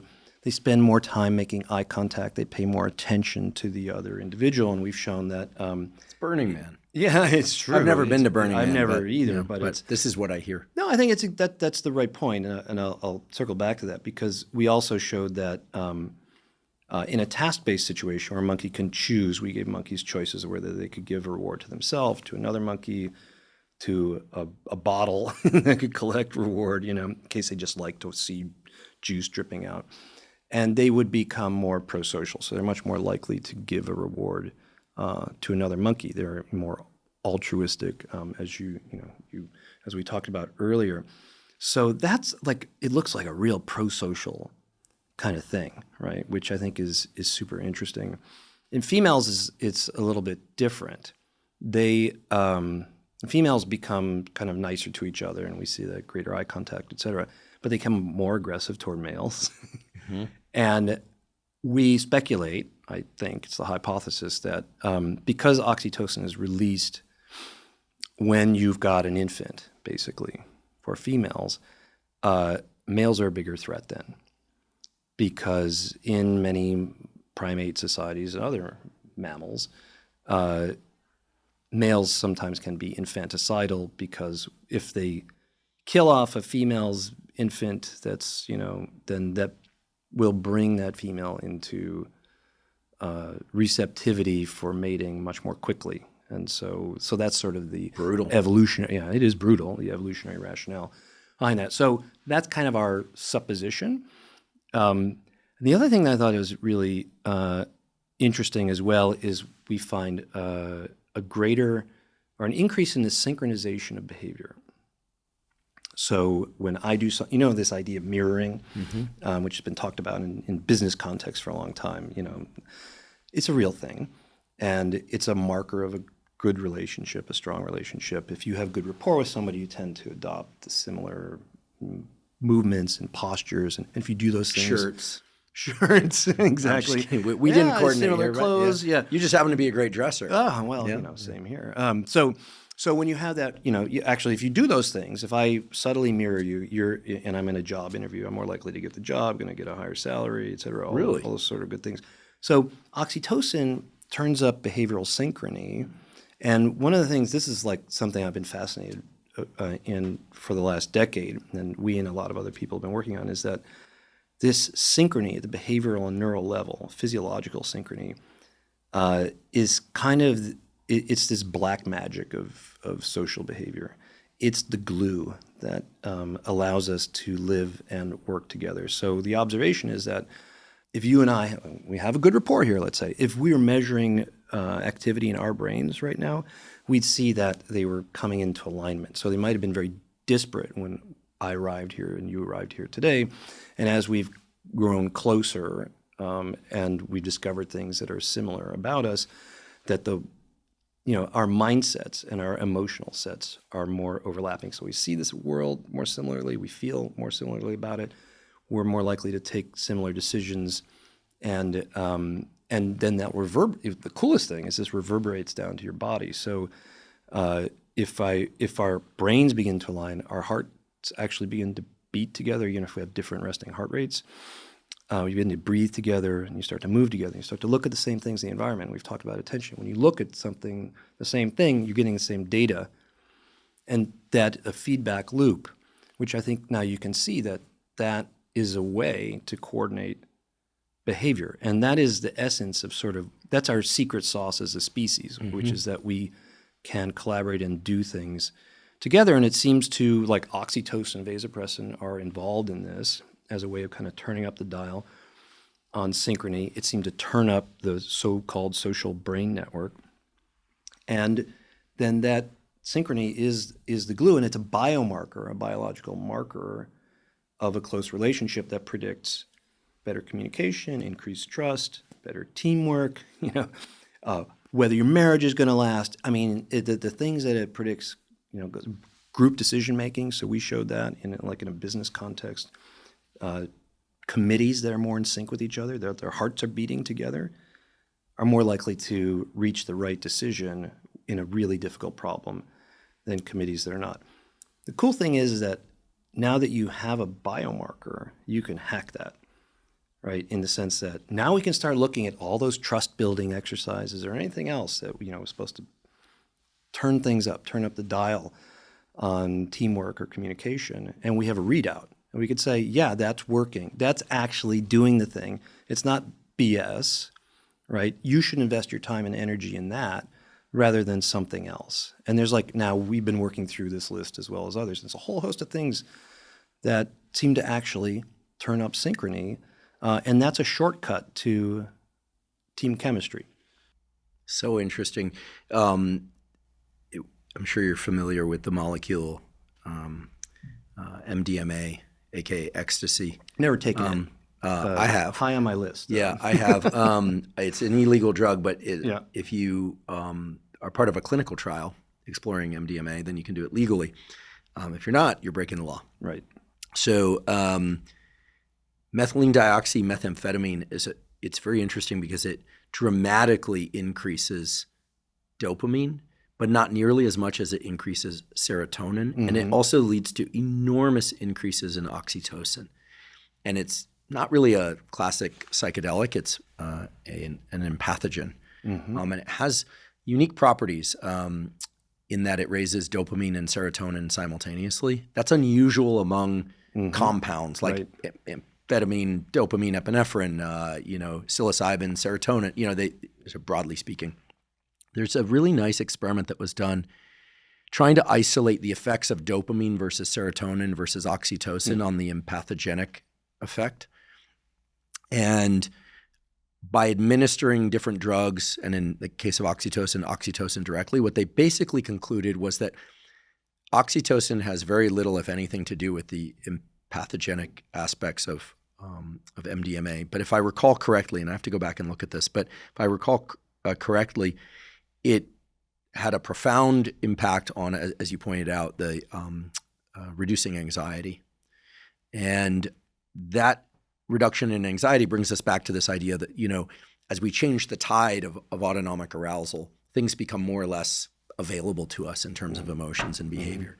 So I find oxytocin to just be a spectacularly interesting compound for so many reasons, but perhaps for that reason, more than all the others, that it's our own affiliative, as you said, anxiolytic. Did I pronounce that correctly? Yeah. I never actually said that word out loud. I've written it I've many times. But it's kind of when I said it, I was worried that maybe I'm saying the opposite. Or anxiolytic, or is it anxiolytic? Anyway, reduces anxiety. Yeah, folks. Chills you out. Chills you out. And I think that's so interesting that oxytocin can be evoked by all these different types of stimuli. Yeah. So as you mentioned, it's like post-coital or post-orgasmic. But it can be elicited by non-sexual affiliative touch. By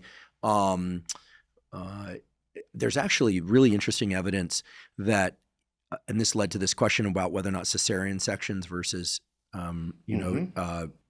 vaginal births are they truly equal in terms of their effect on the fetus? And it does seem to be, at least in rodent models, that the passage through the vaginal canal during birth helps stimulate oxytocin, that it has a bidirectional effect on the mother-infant relationship.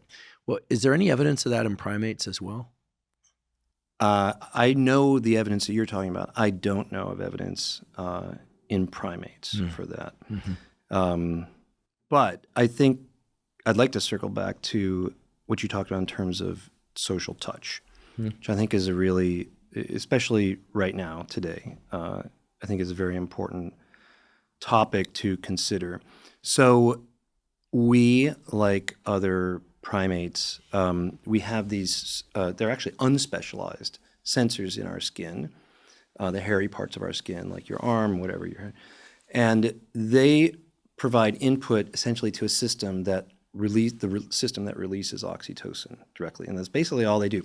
They're really bad at telling you exactly where or how what's being done or how much pressure, but they operate best at body temperature. So you're being touched with a body temperature stimulus, and in a way that's what we would consider to be very pleasant, like getting tickies. It's like grooming. Like it's the same thing as grooming in monkeys, and so. It tells us that this is an ancient part of our heritage to building relationships, which is actually through social touch, right? And it's been said, and I think reasonably, that we're living through an epidemic of the loss of social touch for a lot of good reasons, right? Because of raising awareness of inappropriate touch, et cetera. But now it's almost as if we've swung the pendulum too hard in one direction, which is that we're being robbed of this very natural, intrinsic signaling mechanism for building bonds that humans would normally would, in the past have benefited greatly from. And it's not clear how we move forward in terms of replacing that. But I do think it's possibly part of the constellation of forces, of losses that is making us very sick as a species and as a society. Namely the loneliness epidemic, the sort of antisocial century, which with concomitant, with basically all these follow-ons in terms of anxiety and depression and despair. Despair, exactly. Yeah, what despair. It's such a heavy great word. Yeah, it captures so much. A couple of reflections about this. because I think about this a lot. I'll never forget when I was traveling overseas in 2019. So this is like pre-lockdowns and all that. You would see in certain areas of the world men walking holding hands. Mm-hmm. Right. And, I didn't know their sexual orientation, but my assumption was that they were heterosexual men holding hands because it was like just very much part of the culture over there. The other thing was and I have gone to South America, you'll see school kids walking home, all holding hands, boys and girls, just walking, holding hands. Right. It's very, casual, non-romantic hand holding. Right. A lot more hugging, a lot of like I wouldn't say long, firm embrace, but I'd say like Right. vigorous embrace upon meeting kind of thing. Yeah. And I grew up in the era of, like fist bumps and side hugs, that was like a thing over here. And as you point out, I think that the lack of physical touch of that sort, meaning just whatever is culturally acceptable, consensual, casual physical touch, definitely, according to the literature that I'm aware of, signals to the rest of the nervous system and body isolation, even if we're surrounded by people. And I watched that Chimp Empire series on Netflix, where they talk about this allopathic grooming, this collaborative grooming, like I'll trade, 5, Right. I'll pick your back for a while, you pick mine. And when they decide that they're going to ostracize a given member of their troop for whatever reason, sometimes it's because the chimp misbehaved, other times it's more diabolical than that, and they're trying to really get rid of, they're trying to adjust the power balance in the troop for other reasons. They basically just leave that chimp to try and groom itself, and then the parasites start to eat away at it. It develops these immune issues, and then they often just go off on their own and die. It's an incredibly hard thing to watch. Yeah. And what the underlying reasons are in each case are not made completely clear. But I think about this whole thing of like deaths of despair. And, not long ago you were talking about group selection. I feel like these two themes might be related. I feel like right now, politically and culturally in this country, and now starting in Europe as well, it has become an us versus them kind of scenario. There doesn't seem to be a middle at all. It's like a big trough. Yeah. And even the suggestion that somebody could kind of switch between groups is kind of like a no, because they believe and have said and done this. No, because they believe and have said and done this. And very strong opinions from both sides. So I don't think we're in a just hug it out kind of landscape right now. And so I'm curious what forms of non-physical affiliative behavior exist out there. There are social media accounts out there like Upworthy, which, just consistently puts out positive content. There are people who are very positive in their, in their online behavior, and there's encouragement exists online, but it seems to be swamped by these like high salience like attacks. Like, what's the deal?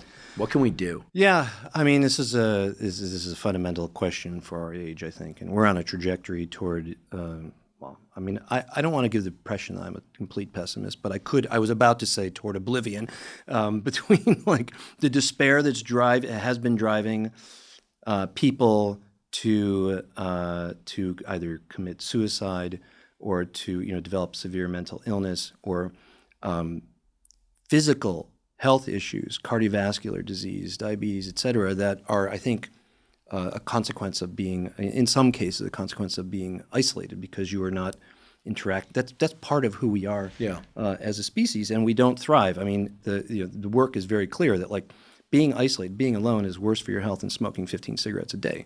I mean, it's just really, really bad, and it scales. It's almost linear to how many contacts you have, per week or per month.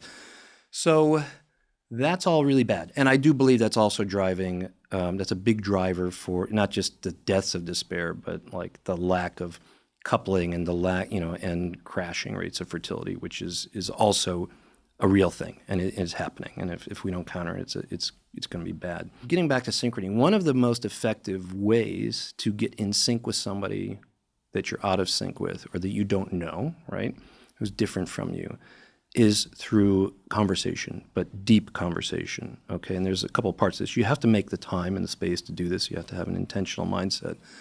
And we and other scientists have worked with, there are these structured sets of questions that have been developed. There's one called Fast Friends, developed by the Aarons in the late 1990s. There's commercially available decks online that you can get. And they're cool because each question, you can kind of take at a superficial level or a deep level, but they're designed to kind of like break the ice and then get you really fast into like really deep questions. Is this like 100 Questions to Fall in Love type thing that was published in the New York Times? Yeah, it's very similar to that. But in this case, it's about connecting, like deep connection. I think it's more about deep connection than sort of romance part of this. And what happens during that, and my good friend and colleague Emily Falk at the Annenberg School had a really nice paper recently that showed that by measuring brain activity itself in people who don't know each other, as they work through these questions, and their brain, one brain is in this space, another brain is this space, and they over time come into really close alignment, and that's associated with all this good stuff, like I like you more, I feel closer to you, I value you more, et cetera, et cetera. And once you're in that kind of alignment, now you're set to sort of do things together. And now I think that gets back to your question, like we can't hug it out, but we have to somehow create space. And when I say space, like give people the space to do that. Like I'm going to talk to, somebody from the other political party or from the whatever. That's not a bad thing, right? In fact, that's what we need to do. But instead we're, especially online, reinforcing and making the barriers harder to have those conversations, which are the necessary thing, I think, to establish the glue that keeps us together. Yeah, I feel like unless there's a organized effort to try and create a bridge, it ain't going to happen. I just feel like there's, I don't want to take us too far off course, but maybe this is a good segue into the neuroscience of decision-making and value-based decision-making, which is so much of the work that you've done. But I feel like there's this property of the human brain that there's evidence for. I've seen a beautiful neuron paper showing that like confirmation of our beliefs leads to a reward-based activation of a reward-based mechanism. Basically, we're getting a little bit of dopamine for confirming our biases, essentially, right, about others.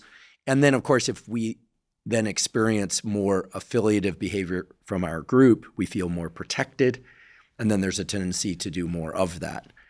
And I feel like with the knowledge that we have about dopamine incentive schemes, group selection behavior, there ought to be a program that could be established that isn't hug it out, but that is designed to, again, that word exploit is so loaded, to leverage the same neural circuits that led to the divide to try and bridge this divide. And, what it has to do, though, is it has to break with the value system of both groups. I mean, let's just be frank. We're talking about the left and the right here. I don't want to I don't want to dance around the margins, and somehow acknowledge that there's good and bad within both of those groups, which itself, as I say, is like a heretical statement. Like people are going to, there's just so many assumptions made just on the basis of that.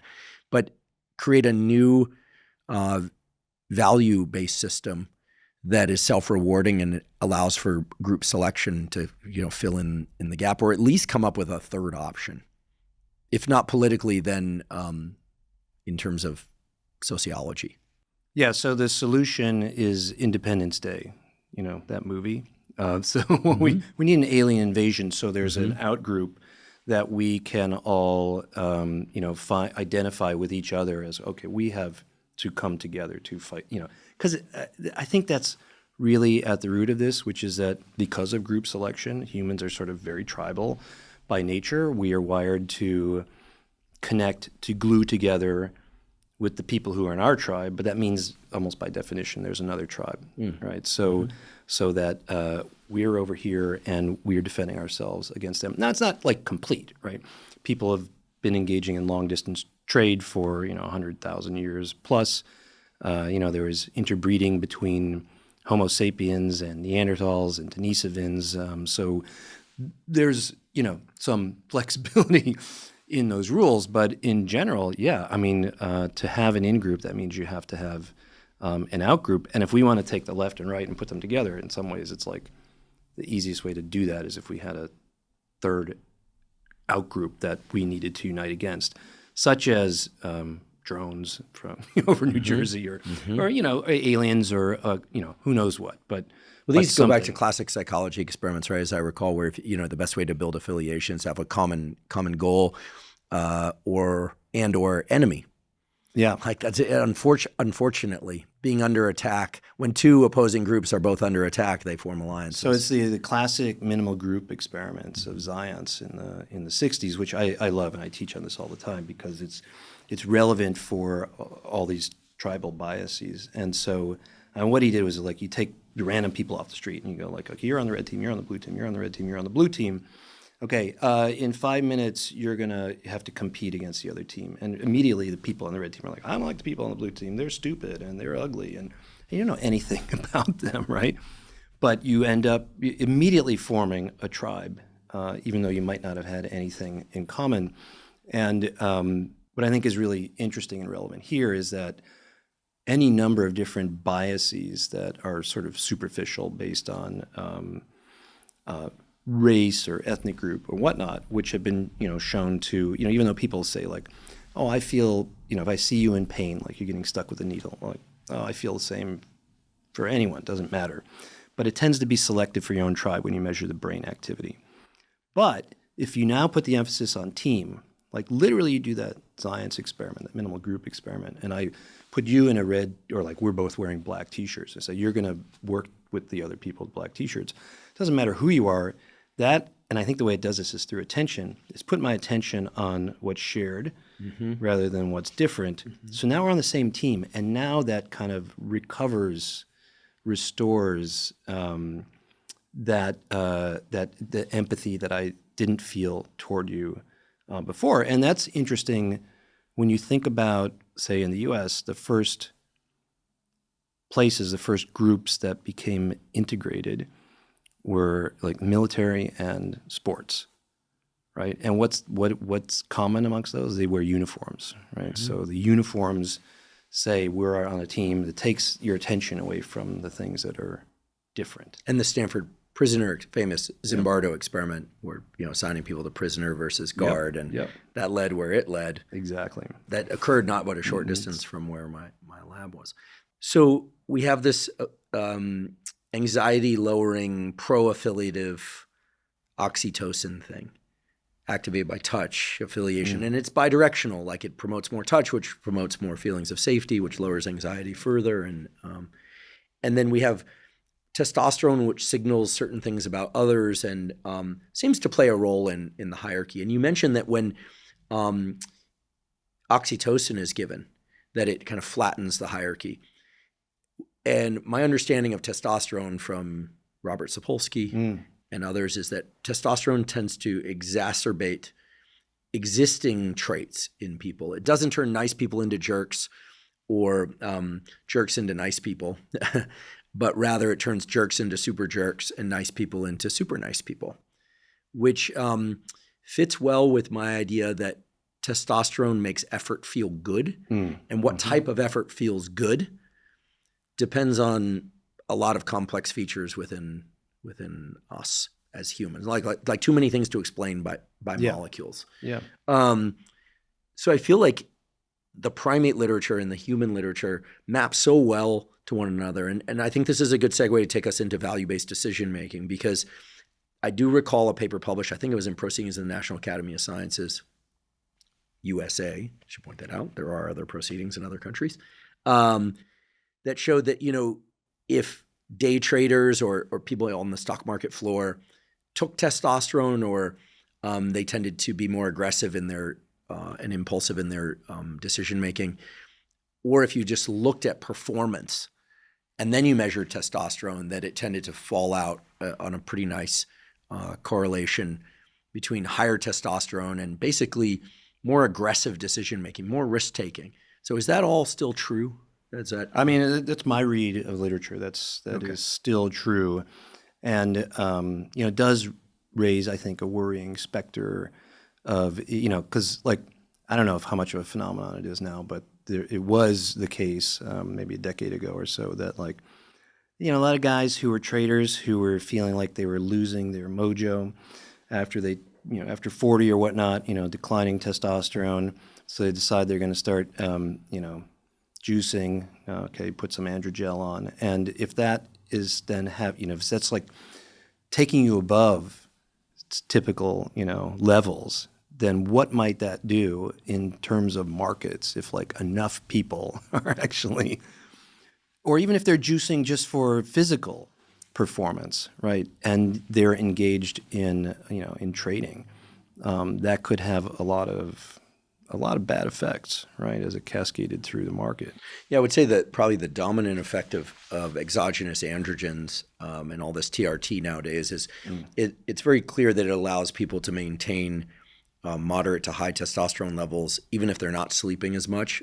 It enhances recovery. So if people have their behaviors right, their nutrition, their sleep, et cetera, it really does give them a significant advantage. If they don't have their behaviors right, it gives them the significant advantage of not having to deal with the normal fluctuations caused by minimal sleep, et cetera. But the decision-making process, to say yes, no, maybe, or maybe later, is reliant on things like good sleep, being rested, things other than testosterone. This is the idea of a committee as opposed to one individual, recklessly driving decision based on state of mind or androgens. So if we could zoom out and in for a moment on some of the work that you did with Paul Glimcher when you were a postdoc in his lab, but also in your own laboratory. When I sit down to make a decision, should I do something? Should I not do something? Let's say I have some general sense of what the potential payoff is within a range, the potential payoff of not doing it within a range. And I always think of some kind of tension or pressure as it relates to time. For instance, I've been considering buying a house. I really like the house. It's a bit of a reach for me for a number of reasons. And I'm trying to make this decision, right? And I'm trying to gauge whether or not other people are looking at this house also. What do we know about how we start to establish an internal representation of that? And I give that example as just one example. This could really translate to any number of different scenarios about whether or not to get married or not, whether or not to stay in a relationship or not, whether or not to move, whether or not to have another kid, and on and on and on. What are the core mechanics of value-based decision-making as it relates to outcomes and time? Yeah, so I think we understand this system pretty well at this point. So the last 25, 30 years have been enormously productive. So we have a good sketch of the circuitry that does this. And essentially what happens is you're confronting a situation. And it doesn't really matter whether, it seems to be the same process, no matter whether you're trying to decide between eating a donut or an apple, or buying this house versus renting an apartment, or marrying this person, proposing or not. It's sort of all the same system. And what happens is you come to the situation and your brain takes in evidence about the alternatives. What are the options that are available to me? What do I know about them from their stimulus properties and from maybe prior encounters or just other information? And it takes that evidence and it weighs it against stored information about things you'd done in the past, other decisions you'd made, and then begins to assign value, computes the expected value of those different options in terms of what it will return to you. And then essentially that is the basis along which that decision gets made. So it's a soft max function, as we say, so it's not like a hard deterministic one. So there's some statistical noise in there for some, we could talk about what that reason might be. You make a choice, and whenever you make a choice, and any behavior that you're engaging in, your brain is making a forecast of what's going to happen next as a result of that. And your brain then computes, did things go exactly as predicted, right? Is it better than predicted, or is it worse than predicted? And then that signal gets fed back into the system to update it so that it hopefully performs that job better in the future, right? So like, oh, actually, it went way better than expected. You should assign that a higher value and do that thing. Again, this process of weighing up the evidence takes time. And that's why we have this speed-accuracy trade-off in decision-making, where we observe that the faster you go, the more mistakes you tend to make. Been there. Exactly. We've all made split-second decisions that we regretted later. Oh yeah, or slightly sleep deprived. Sleep deprived, exactly. Yeah. The more time you take, the more evidence you can accumulate. And when you have to recognize that the data your brain is taking in from the environment is noisy, right? It's not perfect. It's noisy because of the environment. It's noisy because the wetware of the brain is statistical and biological.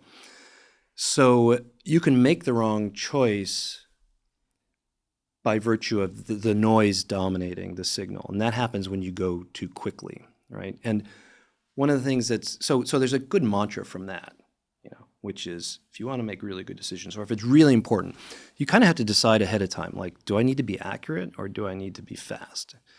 And if accuracy is important, you need to slow down. Take your time. Take as much time as needed to get the most information that you can.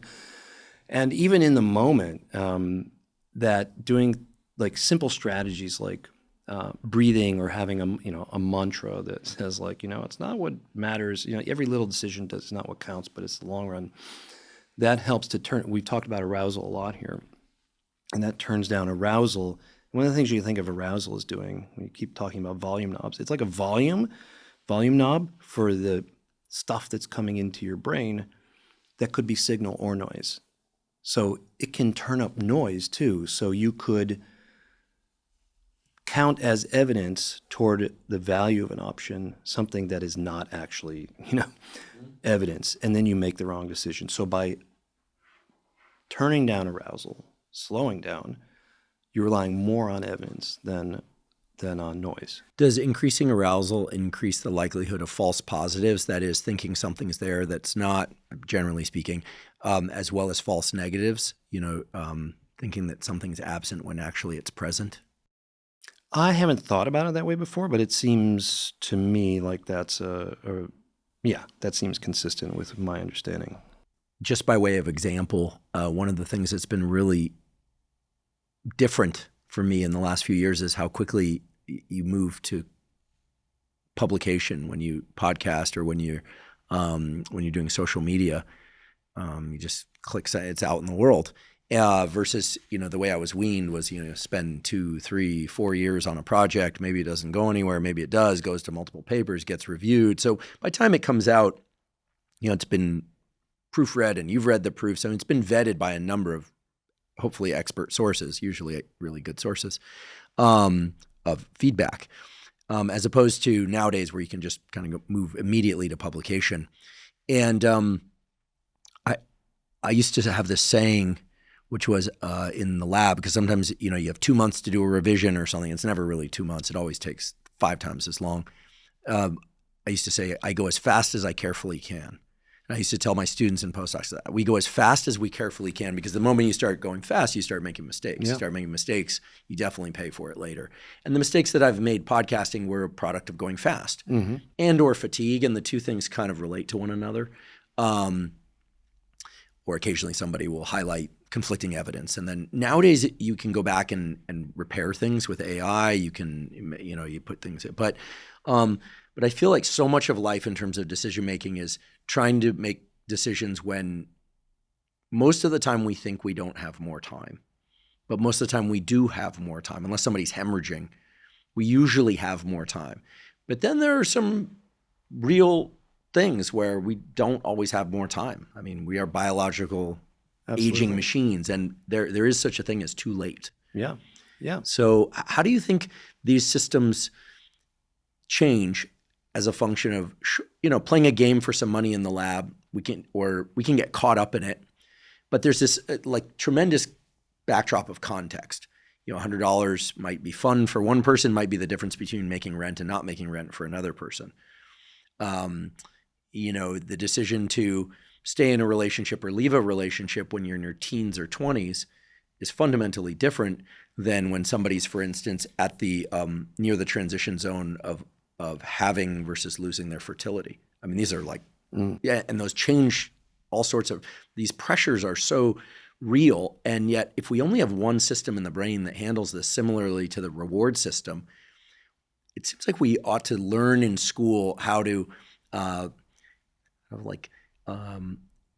work with and update our decision-making process based on immediate term, short term, like all the different time scales.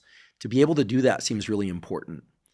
Are there any ways to train that up? Yeah, I think so there's a few things in here that I think are worth unpacking. I mean, one is what you brought up about fatigue, which I think is really critical. And we did some work with the wrestling team at Penn. Coach came to us, and I had a few of the wrestlers working in my lab, and he said, we're having this problem, which is that, and I don't know if you've ever wrestled. I wrestled. My middle son and one match.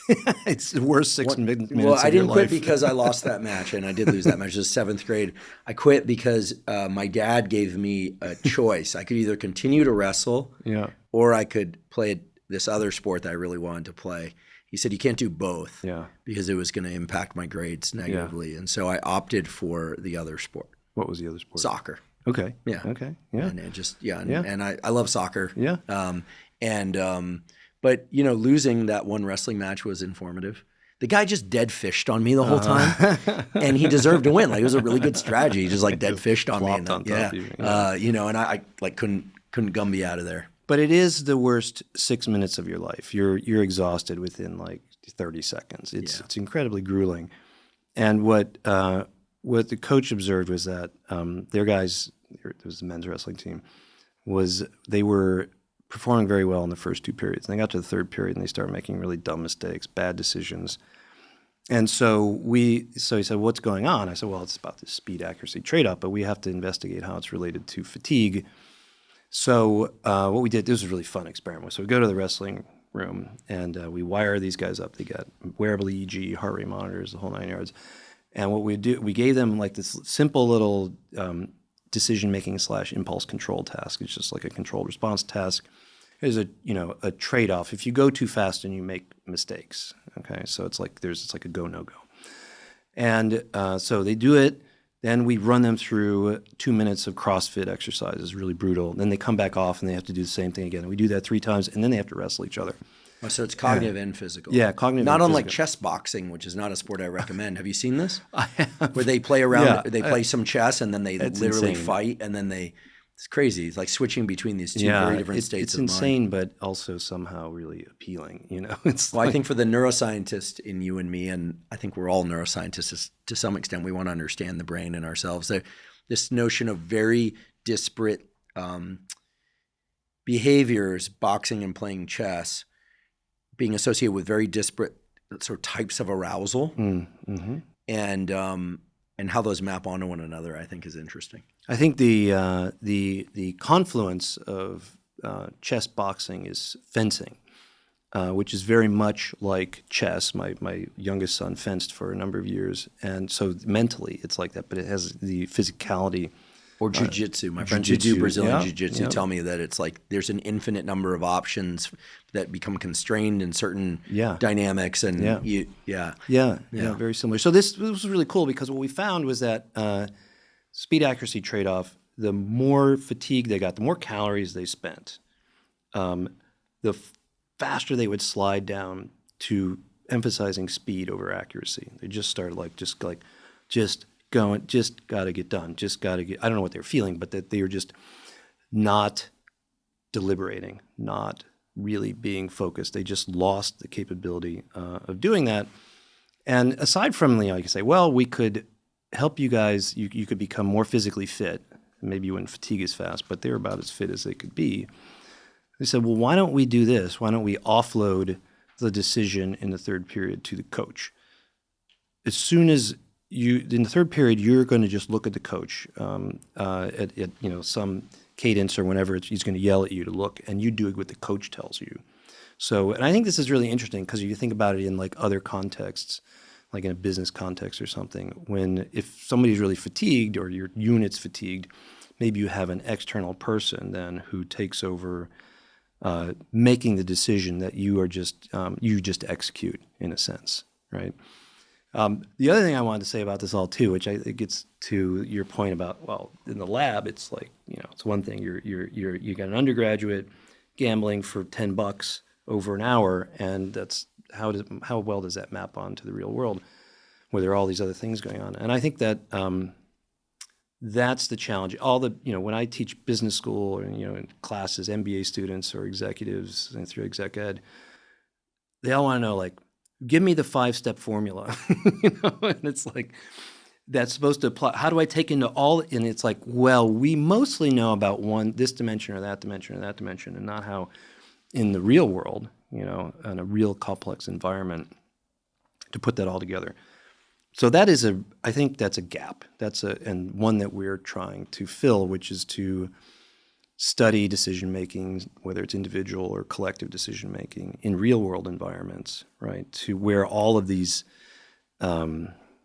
factors, context and the various priorities that are coming in are more natural. They're not controlled. And how then, we think we know how that works, but we haven't really proven it yet.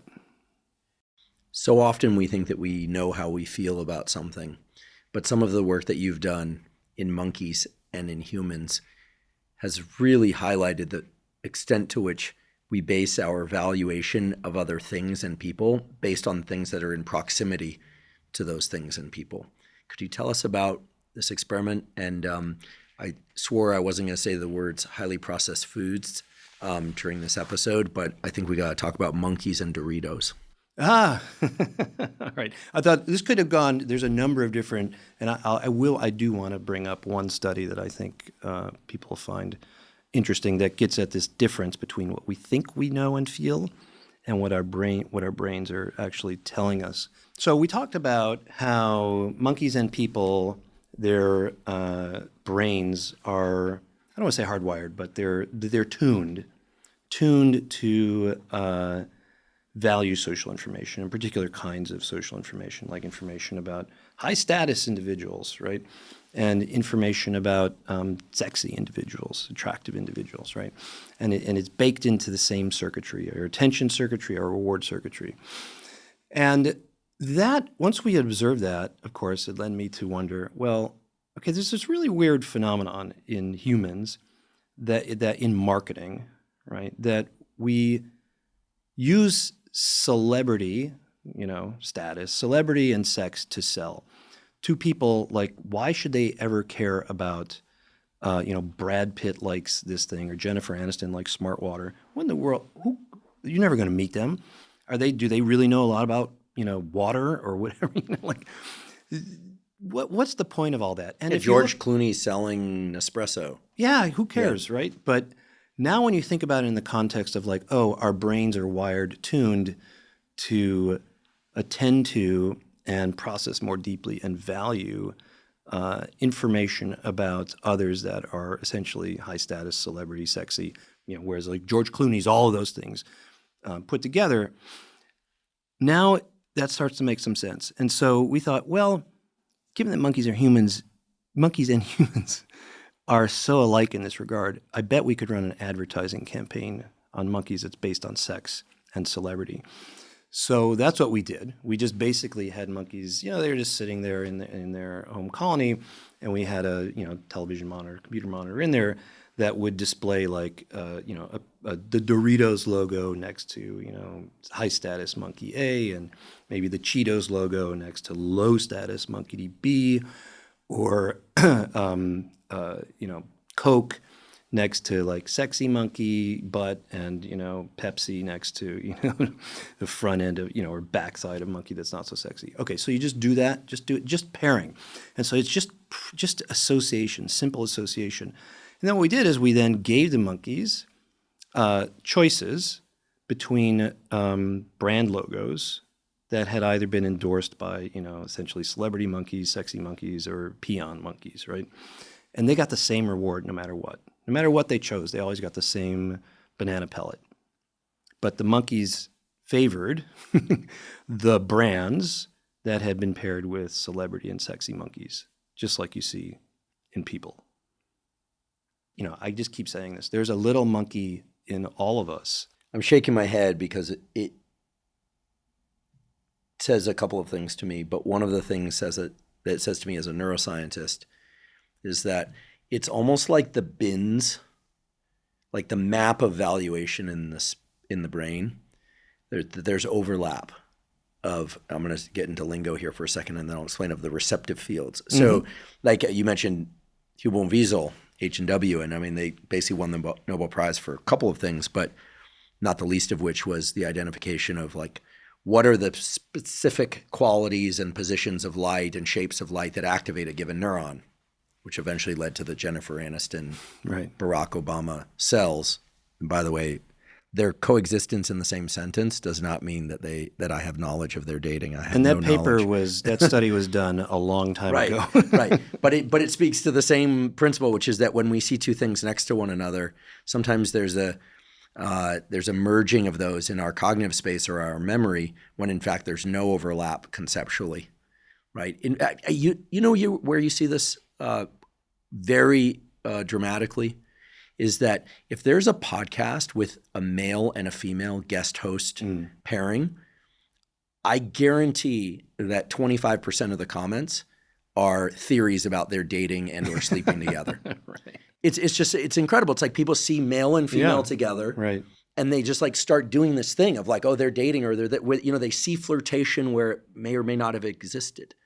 It's just wild. And so that when I hear about this experiment that you did of pairing products with sexy monkey or non-sexy monkey, or high status or low status monkey, I can't help but feel that the area of the brain that's involved in valuation is just taking visual images, conceptual images, because it'd be visual, it could be any number of things, and that there's just overlap in the maps of these in the brain, and then that the effect is born out of that overlap. That's one interpretation. The other interpretation, I suppose, and they're not mutually exclusive, is that we want to go up the hierarchy. And that's kind of an assumption that maybe we could just like poke at, like a couple of nerd academics for a second, because like I like my life very, very much. There are people that live near me that have far more resources than I do. And I never for a nanosecond wish for their home or my home. I've tried to make it a point in life to either have the life I want or be aspiring to the life I want. Have the things I want or aspire to the things I want. But I've never found myself in a mode of like, oh, I want to be working on that experiment, or I want to be living in that house. If I see a beautiful house or a beautiful thing or some feature of someone's life, it inspires me to want to go try and create something similar. And so it's not that I'm without competitive spirit in me. I am like anyone else, but I feel like that's so far and away different than the notion of a hierarchy where for me to move up, someone else has to move down. And for somebody to be above me in any domain, that means that, I'm quote unquote below. So can we talk about hierarchies as they exist in old world primates like macaques versus us? Because I don't want to map this onto anything political, but oftentimes this will get mapped onto the political. Some people live through the lens of abundance. There's plenty to go around. Some people live through the lens of scarcity. Their win is my loss. Their loss is my win, that kind of thing. Do you see this in monkeys too? Again, it's really hard. You can ask the monkey, but he won't necessarily tell you because he doesn't know what you're asking them. But I think it is, well, first of all, across primate species, there's different degrees of the steepness of hierarchy. So in rhesus macaques, they're really despotic. They have a very steep hierarchy. In like Barbary macaques, which live in North Africa and in Gibraltar, very relaxed society. Even though they're macaques, they're all the same genus. So why that's so, we don't really know. The general idea is it has something to do with how rich the environment is, the resources that are available, and how monopolizable they are. So if you can monopolize resources, then that can help to create a steeper hierarchy. If they're not like let's imagine you eat grass for a living, you're like a cow or whatever, and there are some monkeys that do that, eat grass. like I can't hoard all the grass to myself. It's just everywhere. And so everybody can just spread out and kind of eat grass. It's a very boring life, and you spend all your time digesting and fermenting in your, in this extended gut, which is kind of a gross thing to do. It's an aside. But I think you can see that like that spans a continuum from what you're saying, from abundance to scarcity, and has a lot more to do with whether it's sort of monopolizable. And does that make sense? So if you can monopolize something, then you have something that other monkeys need, right? And you're creating that scarcity. Yeah. So let's drill into this, because I think this is everybody is operating from a certain frame in this context. And so, for instance, there are billionaires, some people like Elon has hundreds of billions of dollars, doesn't seem to care much about money for money's sake, or I think he's sold all his homes or whatever. He's motivated by clearly other things as well, if money at all. And then there are people who are destitute poverty. I think many people will say, why does anyone need that much money, kind of thing. They'll say this about billionaires. What's been interesting is one of the more prominent themes in pop psychology that is supported by research is this idea that past a certain level of income, your happiness doesn't scale upwards linearly with the increase in income, or maybe at all.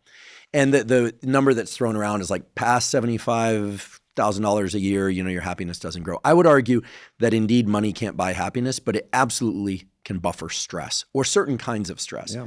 Let's just give an example of a single mother with raising 3 kids on her own versus a single mother raising 3 kids with 3 night nurses when they're infants and nannies. There's a different level of output required. Like you just can't argue between those two. Now, whether or not one is happier than the other is a different discussion altogether, excuse me. But I think, the cow example makes a lot of sense. The hierarchies within primate troops make sense. But as humans, I think that I observe tremendous variation as to whether or not people say, oh, wow, this person is a millionaire or billionaire, but I'm good with what I've got. Or this person has so much more and I resent them for it. And I guess we don't really think about there being a limited amount of money in the same way that we think of it as like grass or resources. Now, if we were to talk about mates and that's a whole other thing. But you just have to go to a bar with a particular bias towards having more men or women. And then, that starts to play out immediately, right? But let's keep it simpler. Do you think that this whole stance about abundance versus scarcity is dynamic? Meaning, like if you're surrounded by people that make more or less the same amount of money as you, do you feel better than if you're surrounded by billionaires that have yachts? I think the fundamental drive is to climb the hierarchy is more or less kind of baked in. Again, with a lot of variation across individuals and probably across cultures, which I'll get to in a moment.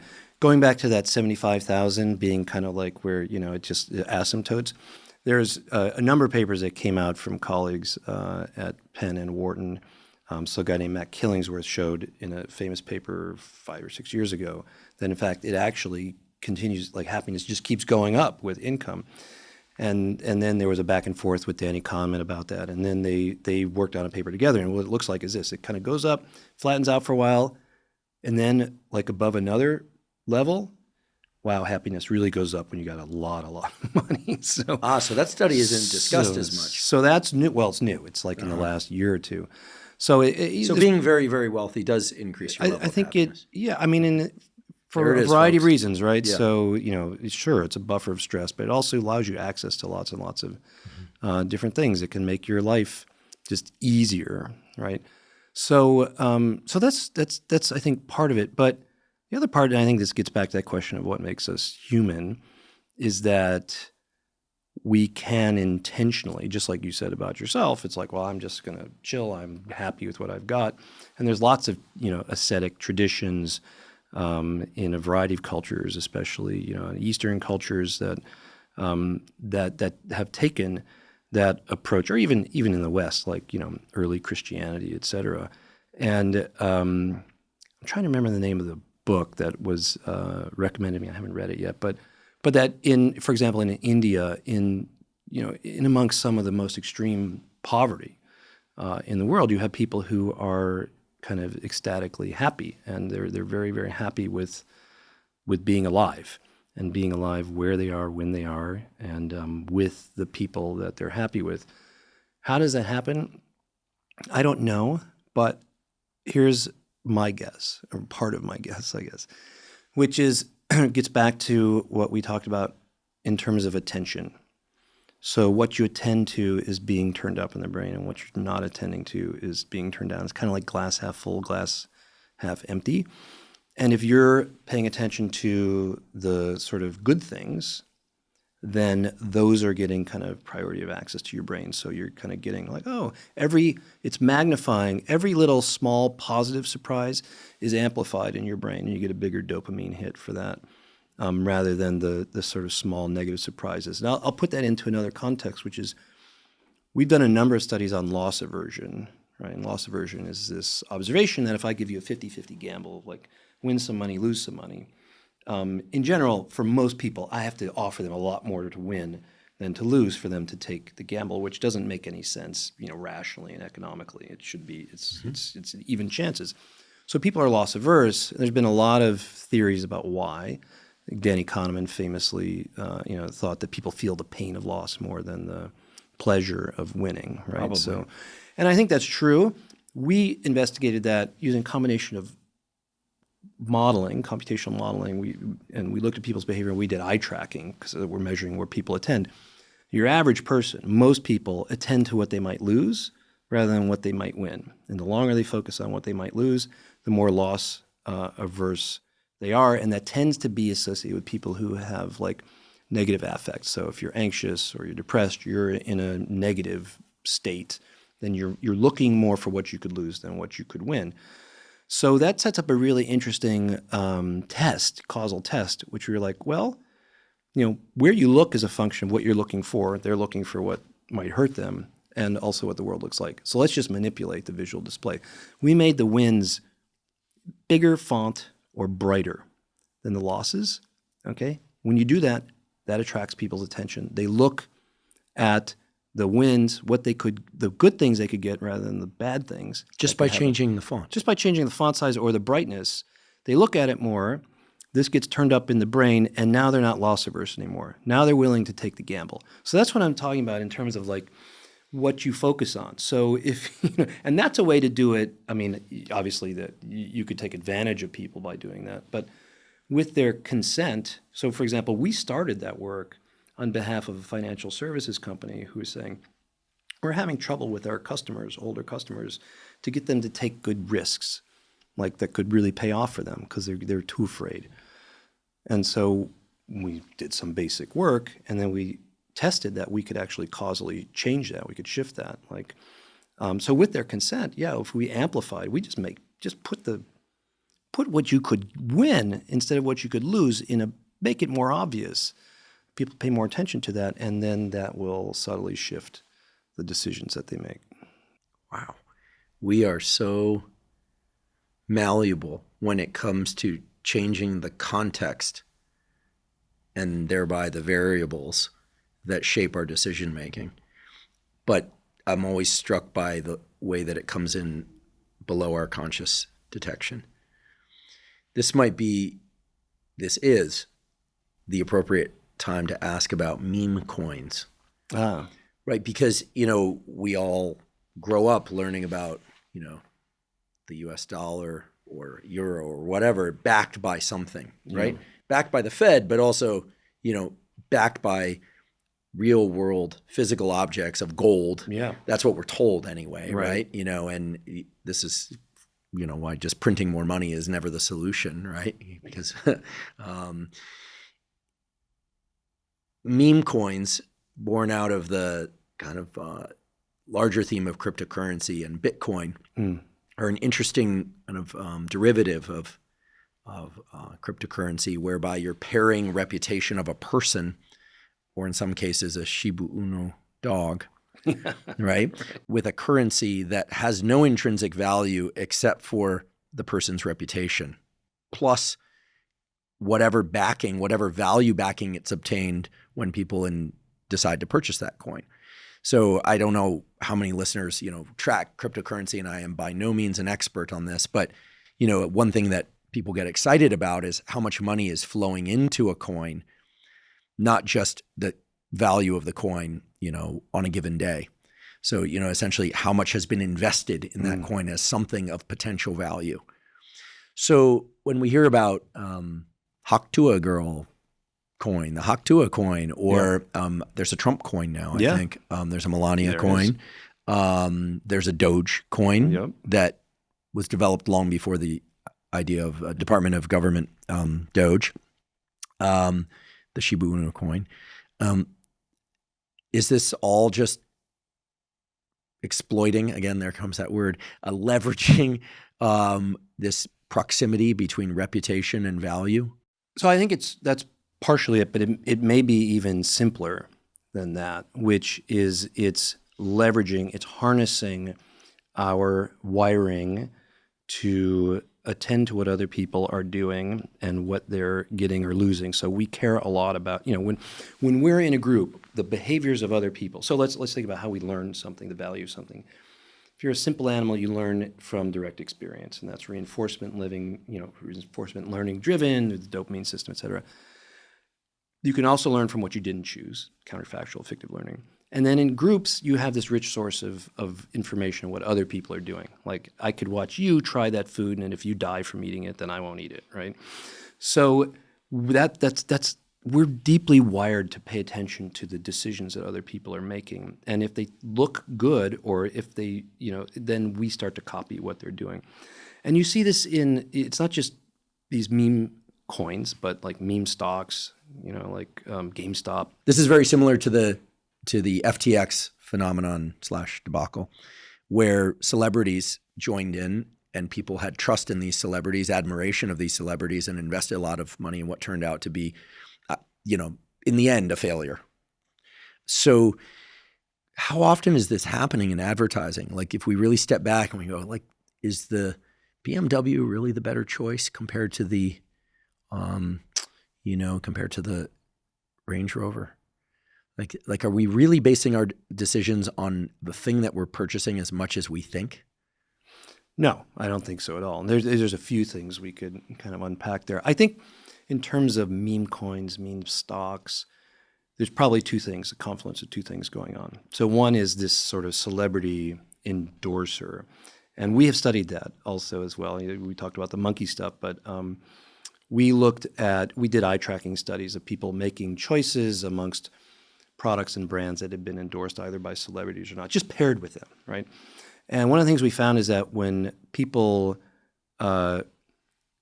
chose a product or brand that was sort of unfamiliar to them, if it had been endorsed by a celebrity, their pupils didn't dilate. Normally they would dilate because that's like overcoming your default and mental effort, and arousal goes up because it's sort of surprising. And so the pupil staying silent is an indicator of kind of enhanced confidence and trust, if you will, that I'm not making a mistake. I'm putting a lot of words here, but that was the impact in a very subliminal way of that celebrity endorser. So I think that could be going on, as well as this other process I was talking about in terms of what we pay attention to what other people are doing, which seems to be a major driver of bubbles in stock markets. Like, that goes all the way back to like Isaac Newton losing his fortune in the South Seas trading market.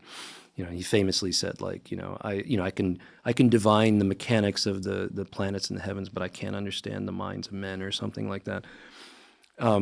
He just couldn't help himself. He got out first, and then he got back in when he saw his friends were continuing to make money, and then he got wiped out.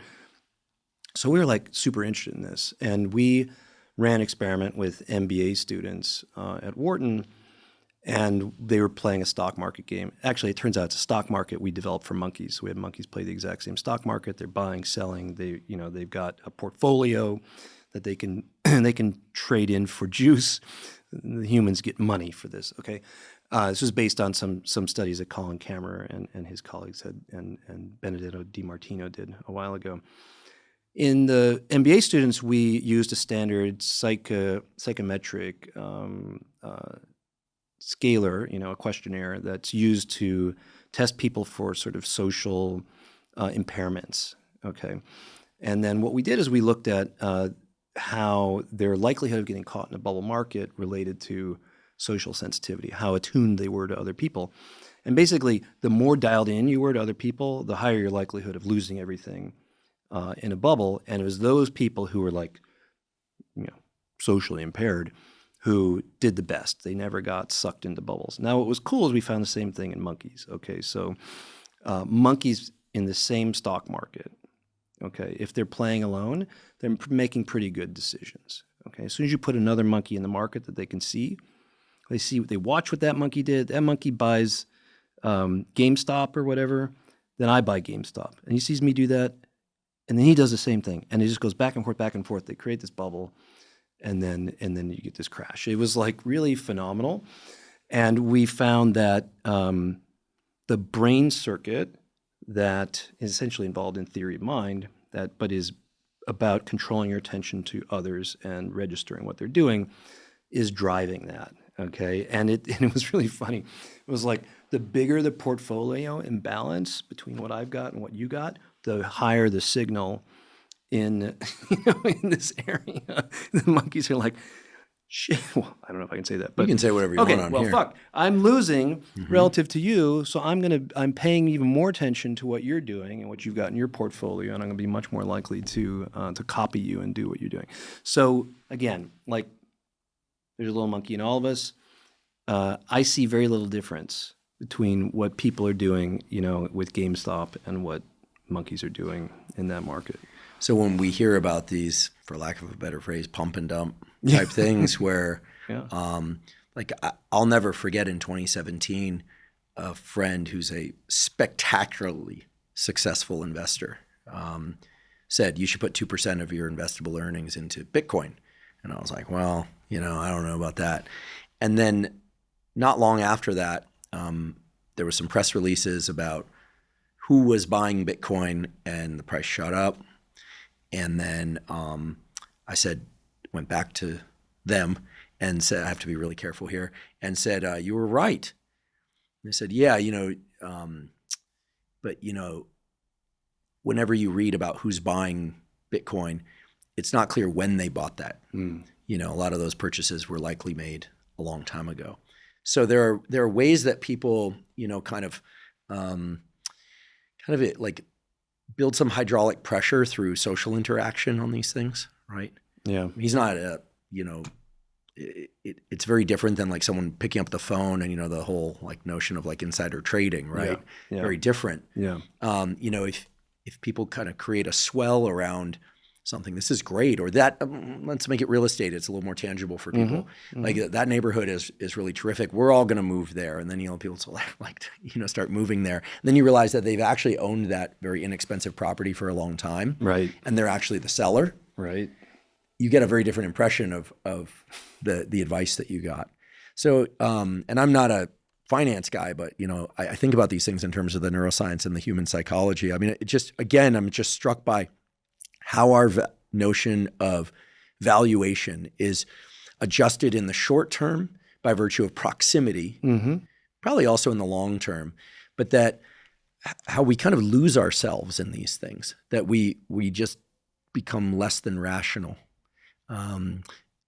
based on things like arousal, the relationship between hormones and arousal. What I love about what we're doing today is, in case people haven't caught on already, is that we've got multiple mechanisms and themes here that are starting to converge. Yeah. As arousal goes too high, it's mostly what we're exploring, you start speeding up, you start misjudging information, you think noise is signal, and you start correlating things that are like not correlated in reality. And then you can quickly find yourself down the path of bad decisions. I think one of the best advice I ever got was, if somebody ever wants you to make a decision very, very quickly, and it's not clearly an emergency, like you don't see them hemorrhaging, chances are it's a scam.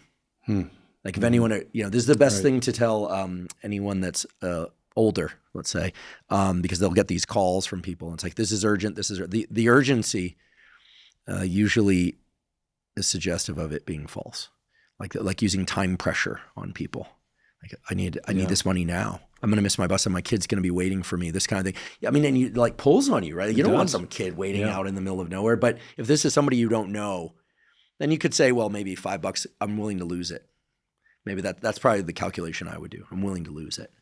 If they're lying, okay. If they're telling the truth, great. But when it starts getting higher stakes, it gets kind of scary. I think we should address the word rationality that you used, which is like, oh, we're being irrational. It seems like we lose our rationality. That's a word that's bandied about a lot, right? Mm-hmm. And especially in economics, and that kind of makes the assumption that we are essentially a computer, and we just kind of weigh things up dispassionately, and we have complete access to all information here and now and into the future.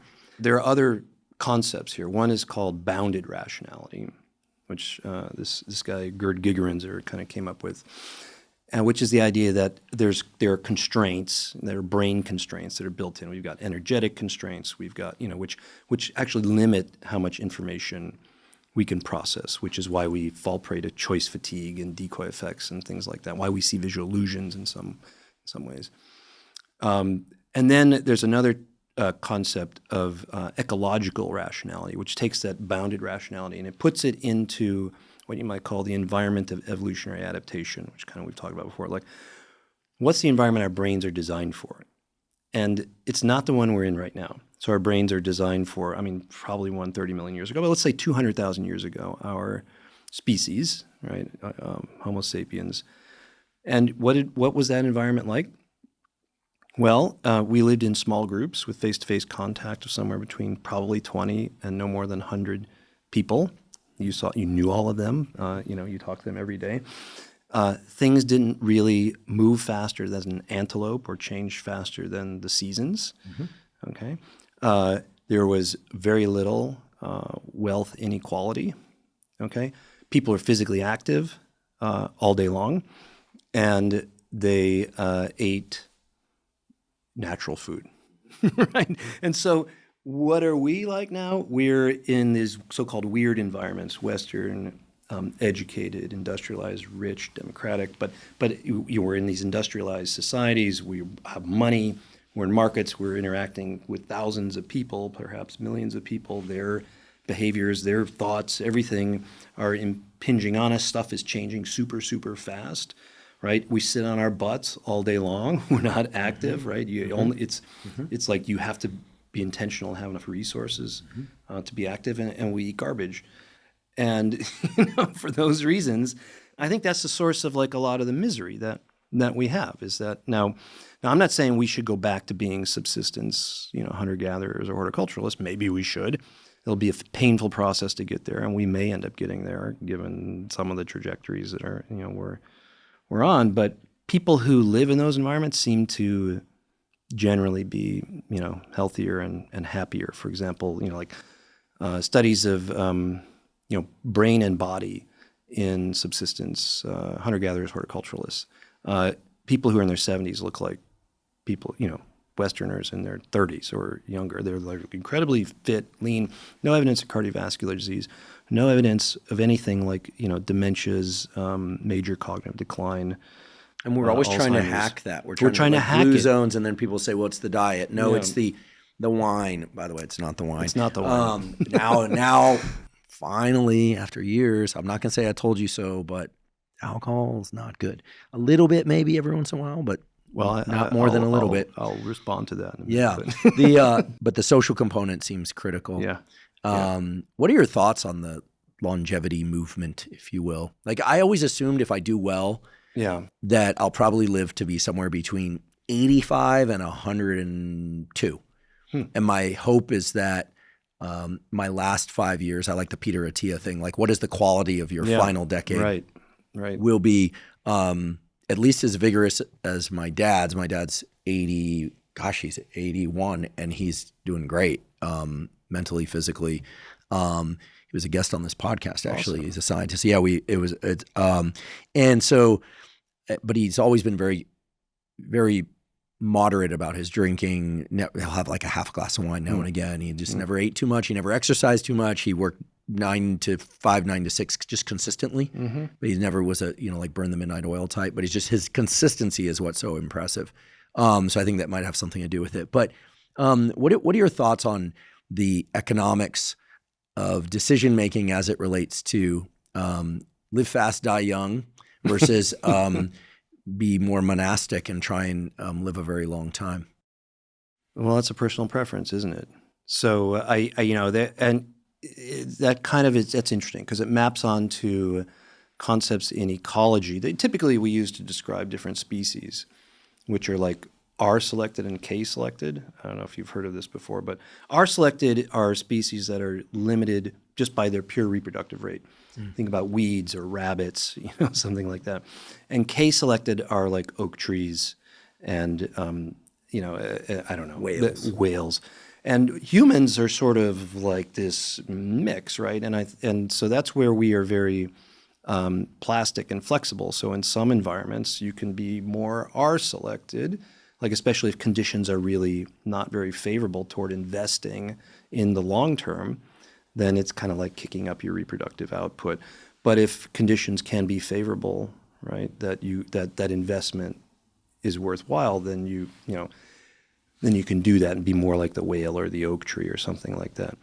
Now, yeah, you're right. I think that does map onto economics in a certain way because certain people, by virtue of what they know and what they have, can invest in trying to live the longest, healthiest life. And other people who may not either have the wherewithal or the knowledge are going to be invested in surviving until the next day, right? And so humans are sort of, exist in that whole space in between.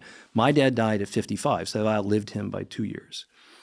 So for me, every day is like gravy, but I also don't have this sense of a long time horizon, which is, just being a little weirdly just introspective, may be, part of my drive to work a lot. And it might have served you well. I mean, I've read and listened to Steve Jobs' biographies by Walter Isaacson several times, in part because I grew up seeing that stuff happening because I was born and raised in the South Bay, and Steve used to come into the toy store / skateboard shop that I worked at to get new rollerblade wheels. And so I would see him around and see him at this little shop called Shady Lane, which is like little trinkets and stuff. Like he was around town a lot. Yeah. And so then of course he became Steve Jobs, right? And or he was Steve Jobs and he stayed Steve Jobs. But in that book he talked about him that humans' knowledge that we are going to die someday can be the ultimate motivator. Right. I mean, I think I look at some of the mistakes I made with bringing myself to places of physical risk in my life. And it's not like I thought I was immortal, but I didn't really have a good sense of time. And I think as I get older, I'm 49 now, so I can finally say that, I think my sense of the passage of time and mortality is much more visible to me in my psychology. Yeah.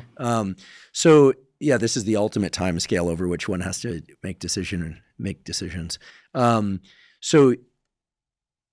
Actually, let's talk about this. So if your dad died 2 years younger than you are now, do you have the assumption that you'll make it to a given age, or are you just trying to maximize on the day, the week, the month? What's your unit of time scale?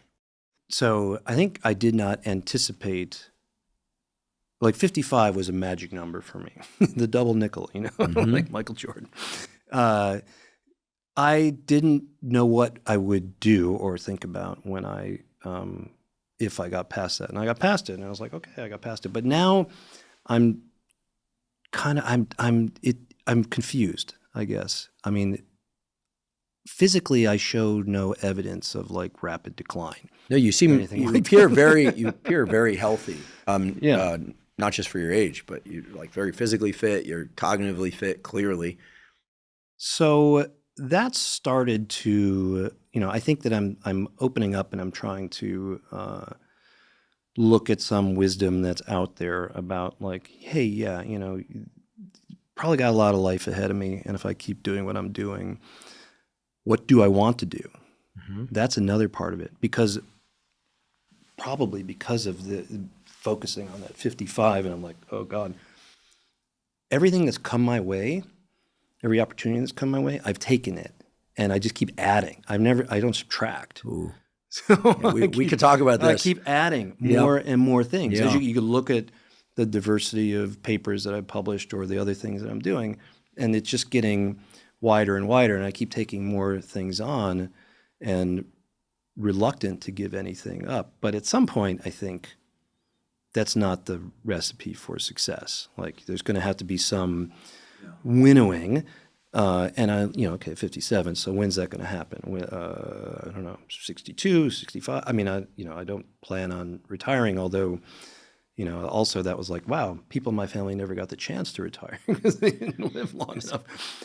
That's the short way to death, though, I think, too, and decline is like retiring if you don't do something else. Yeah. Right? So I might have a solution for you. Okay, good. I've thought about this a ton. Give it up. And I think about time perception. Yeah. Constantly, and people can laugh because I'm always late, but that's because I'm really enveloped in whatever I was doing previously. Yeah. Like, I'll be thinking about this conversation tonight and tomorrow morning when I wake up, for sure. Right. Okay, a couple of reflections and then ideas about this. So, previous guest on this podcast, Josh Waitzkin, Grandmaster chess champion at a very young age, then realized at some point, started asking the question of whether or not his love for the game was gone or whether or not it was taken away from him. Was it the fame? Was it because a lot of things came to him young around chess, and he spent 2 years asking himself that question and then cut ties with chess forever, never picked up a chess piece again. But pivoted into martial arts, investing, now foiling, you know, this like, but then had a near-death experience. He had a drowning event, survived fine, decided then to move his family down to Costa Rica, where he now spends 4.5 hours a day or more foiling, raising his sons. That struck such a chord with me. I've been involved in a number of things. I don't want to make this about me, but like, you know, early on it was like fish. I was obsessed with fish, then birds, then skateboarding, then firefighting, then eventually it was like neuroscience. And then now I do this. And so I would say I've read a lot about people who need something to bite down into. They can't retire. And it seems to me, my informal read of this is that the ones that are happiest, who don't die young or in their 50s like Steve Jobs did, tend to be, for lack of a better way to describe it, kind of serial monogamous as it relates to their pursuits, which is the way I would describe myself. Like I'm you know, like super into whatever it is professionally. And then after about anywhere from 5 to 15 years, it's like done, and kind of move forward some of the elements and the learnings from that into the next thing. But Josh Waitzkin is the ultimate example of this, of achieved like world champion status in multiple things. And then now seems very, very much to have achieved world champion status at like family life. Yeah. And he's got his economic and professional life intact from the previous stuff, but also he's still involved. He's, like he coaches for the Celtics, and he's not the head coach, but he coaches and so on. So I feel like the serial monogamy version of this is the ultimate. And then the question is when to cut and pivot into the next thing. Yeah. But I'm not telling you not to go with breadth. No, But I was looking over your CV and your papers, and I was like, this is going to be a really interesting conversation because you have worked on a tremendous number of different things. Adding in more isn't the thing. But then again, maybe some of us are just designed to be involved in a ton of different stuff. And your vigor is undeniable, right? Like you're super fit mentally and physically. So I don't know. I'm not going to tell you what to do. I offer Josh as an example of one extreme. Yeah. You're sort of at the other extreme, I suppose, and then, and I suppose I'm kind of in the middle. So I think, I've done a bit of that over my career, and the way that has happened is through external leadership opportunities, not really opportunities. I was like, you need to do this. Like, so as you kind of, broaden, portfolio is getting bigger, and then somebody says, I want you to direct this thing. And then I would say, well, then I have to cut some of this out and then go back and narrow again. And then the problem is then I start to do this again. And then, okay, then I moved to, Penn and Wharton, and I got to narrow again. But now it's bigger than it ever has been. So the question is, like, at some point, does that just fall apart? Or can I think intentionally, at some point, and maybe some of those decisions, the other thing one can do is just allow the universe to make some of those decisions for you, right? It might be the case that some of the research I do will not be fundable at some point, right? And then that decision is made for me. I know I have lots of other things I can do.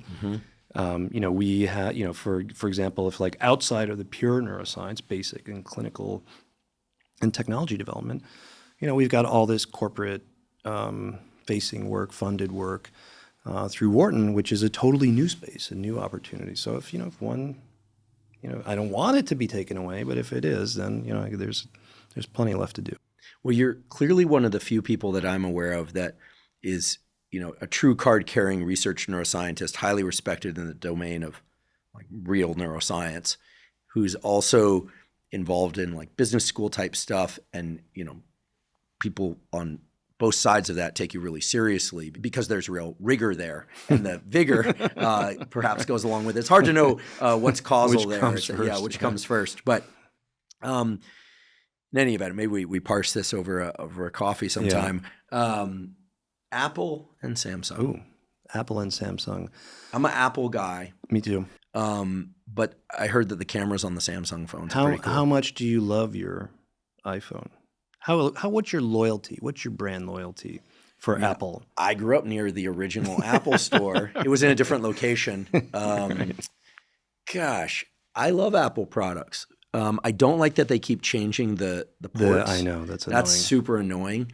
But they seem to be like hovering on USB-C now. Yeah.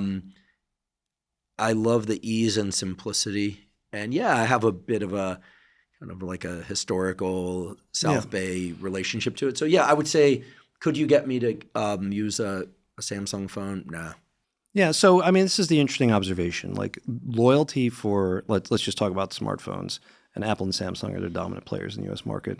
They're basically the same device, I mean, they're both handheld computers that can do a million things and amazing stuff.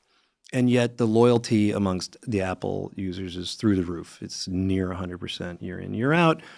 And that's not true for Samsung. Despite Steve Jobs passing away. Yeah, I mean, there's just a legacy, right? But I think that reflects a lot of the design and the emphasis, I think, that he put into the product, but also like trying to understand it through the lens of the customer, right? So that's like an empathy. I mean, there really is empathy. This was one of the first questions I got when I came to business school. I was like, well, what the hell accounts for empathy for a brand? It's not a person or this connection. Like, why do I have loyalty to a thing that's not a human being? A product and a brand, a company, right? What in the world is that all about? Doesn't make sense. And there's this idea in marketing that actually, and it makes sense, is that what's happening is we're applying or we're getting leveraged the hardware in our brains that's used to connect to people, and now it's connecting to brands and to the brand community.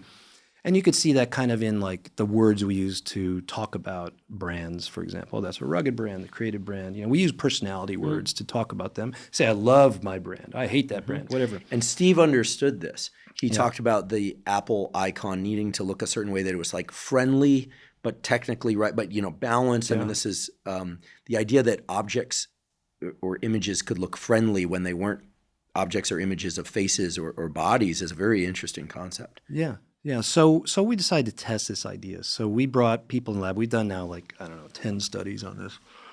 We brought people in who are Apple or Samsung users. And the first experiment we did was a brain imaging experiment. And first, we just asked all the standard marketing questions: how long have you had the product? How much do you love it? What's your loyalty? What's your identification with it? Et cetera. And it was equivalent. Apple and Samsung. They said the same things about their brands.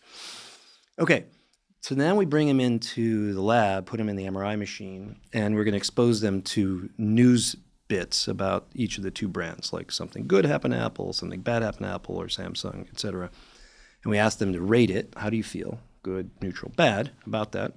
And so we go through the whole thing. We scan their brains, take pictures of what's going on in their brains.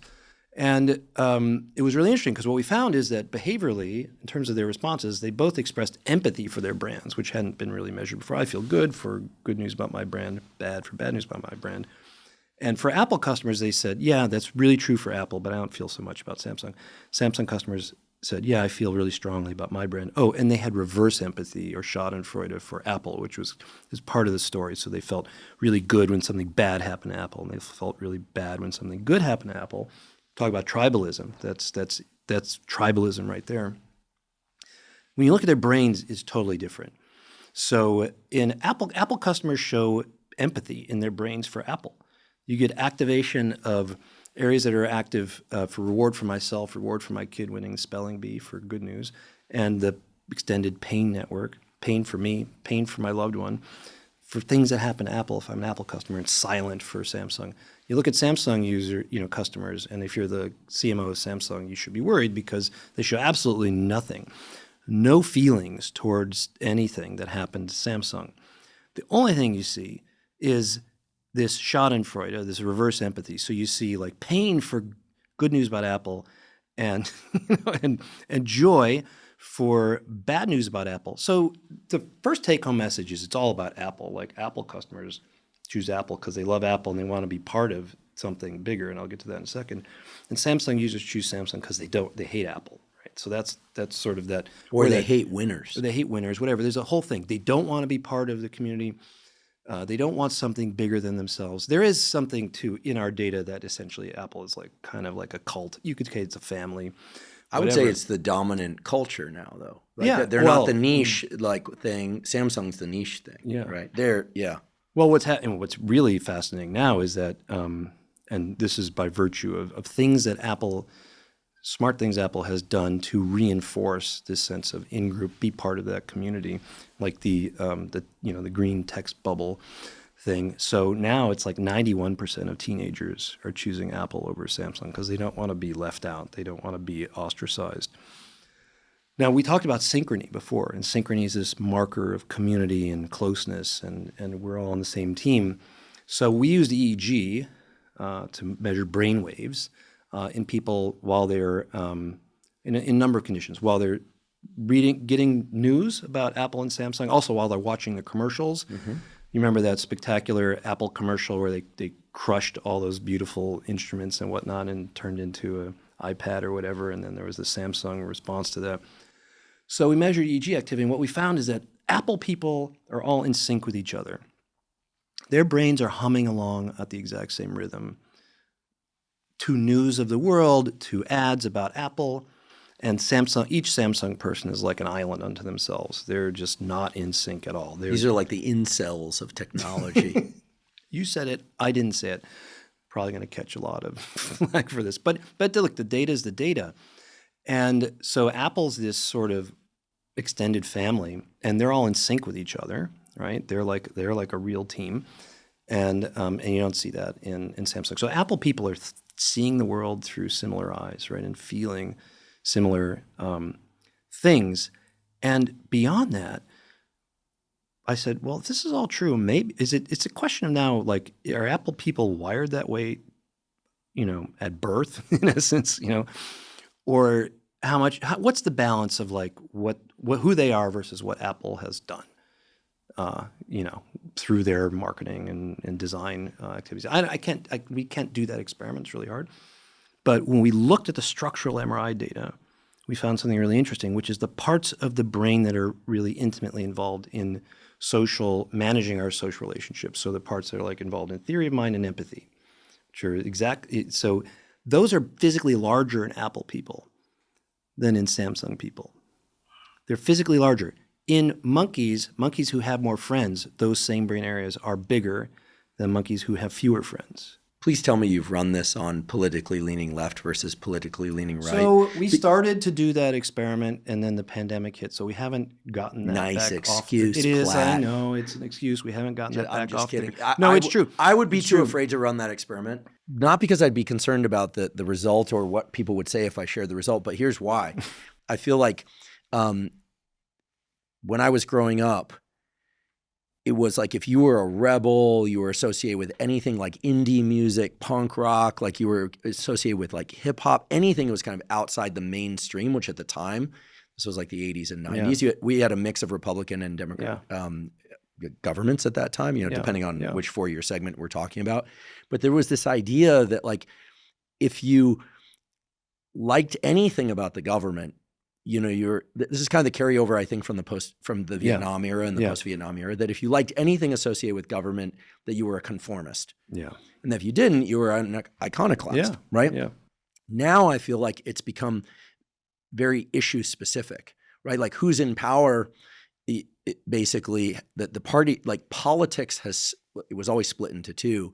It used to be you agree with the establishment or you don't agree with the establishment. Now it's like depending on who's in power, people say, well, they're the establishment. So it's like the game has changed. It's sort of subdivided itself and changed. Yeah. And so if one were to run the experiment of kind of like affiliation, I would assume, my prediction would be that within the right, there's a lot of affiliation. Within the left, there's a lot of affiliation. Yeah. But that you wouldn't necessarily see a difference in terms of activation of affiliative neural circuitry. It depends on with whom they're sitting. Absolutely. Which is very different than the phone situation. The Samsung versus Apple thing is a lot more like when I was growing up.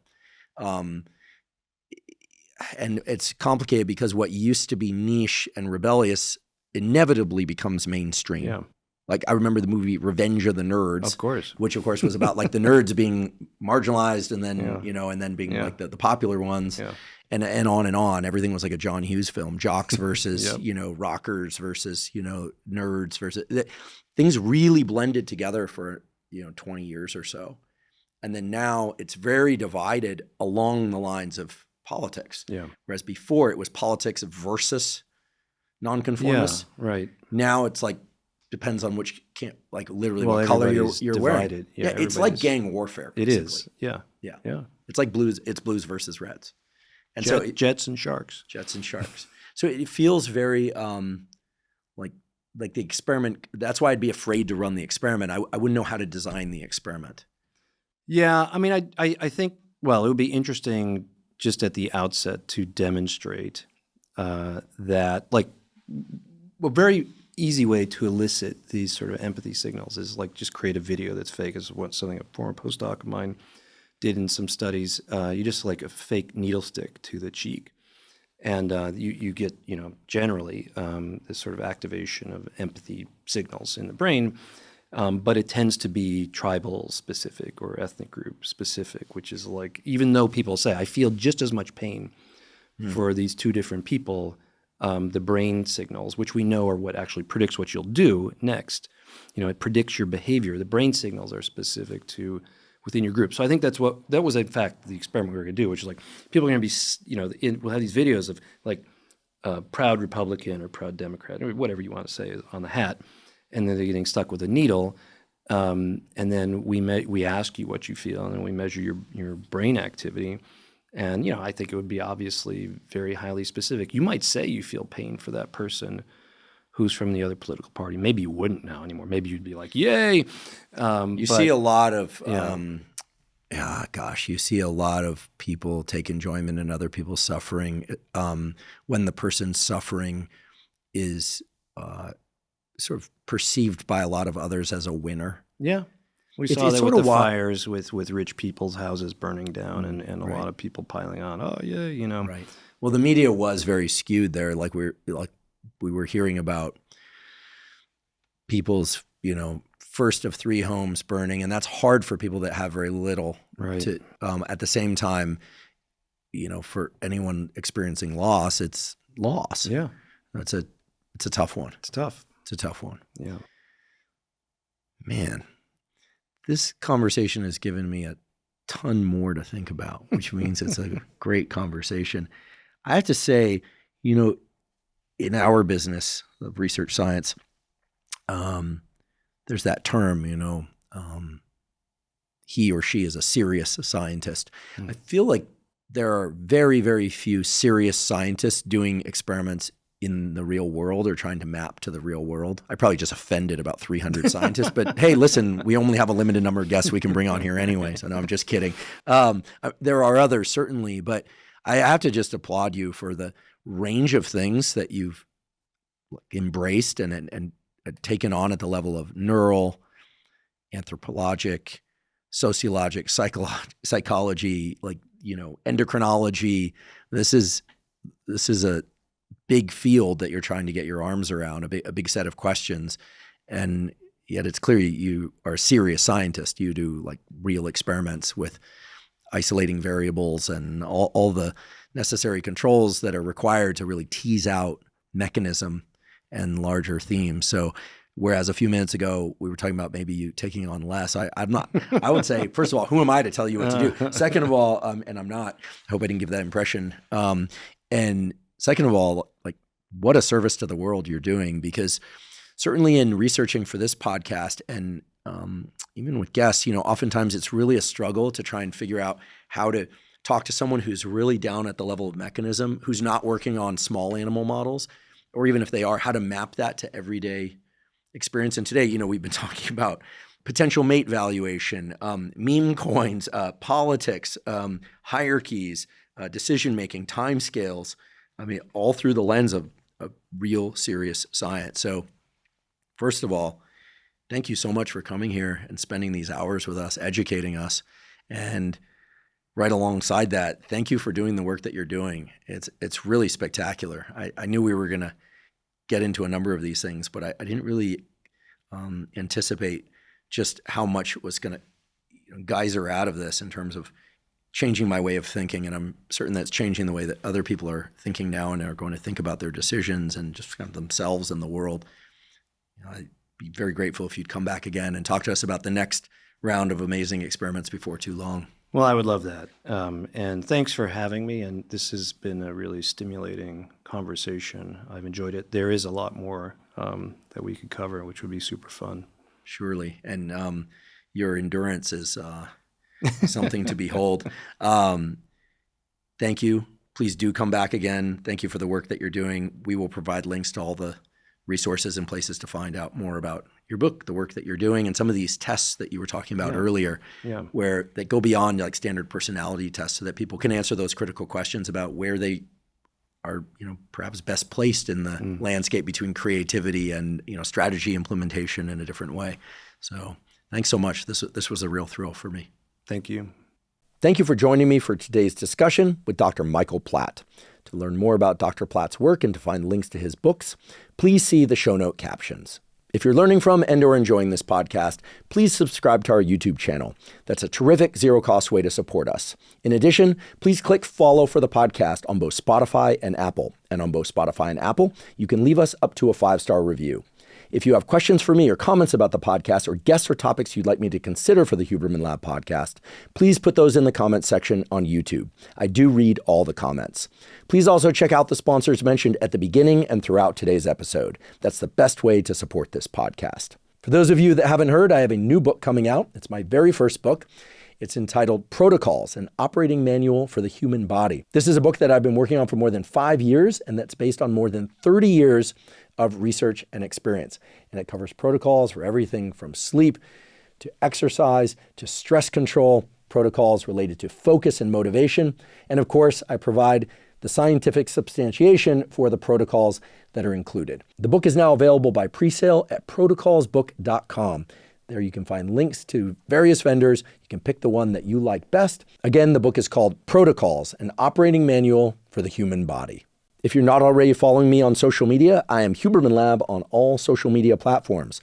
So that's Instagram, X, formerly known as Twitter, Facebook, LinkedIn, and Threads.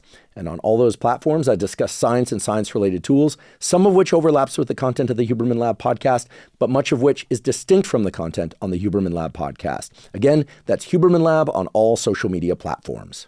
And if you haven't already subscribed to our Neural Network newsletter, the Neural Network newsletter is a zero-cost monthly newsletter that includes podcast summaries as well as what we call protocols in the form of 1 to 3 page PDFs that cover everything from how to optimize your sleep, how to optimize dopamine, deliberate cold exposure. We have a foundational fitness protocol that covers cardiovascular training and resistance training. All of that is available completely zero cost. You simply go to hubermanlab.com, go to the menu tab in the top right corner, scroll down to newsletter, and enter your email. And I should emphasize that we do not share your email with anybody. Thank you once again for joining me for today's discussion with Dr. Michael Platt. And last, but certainly not least, thank you for your interest in science.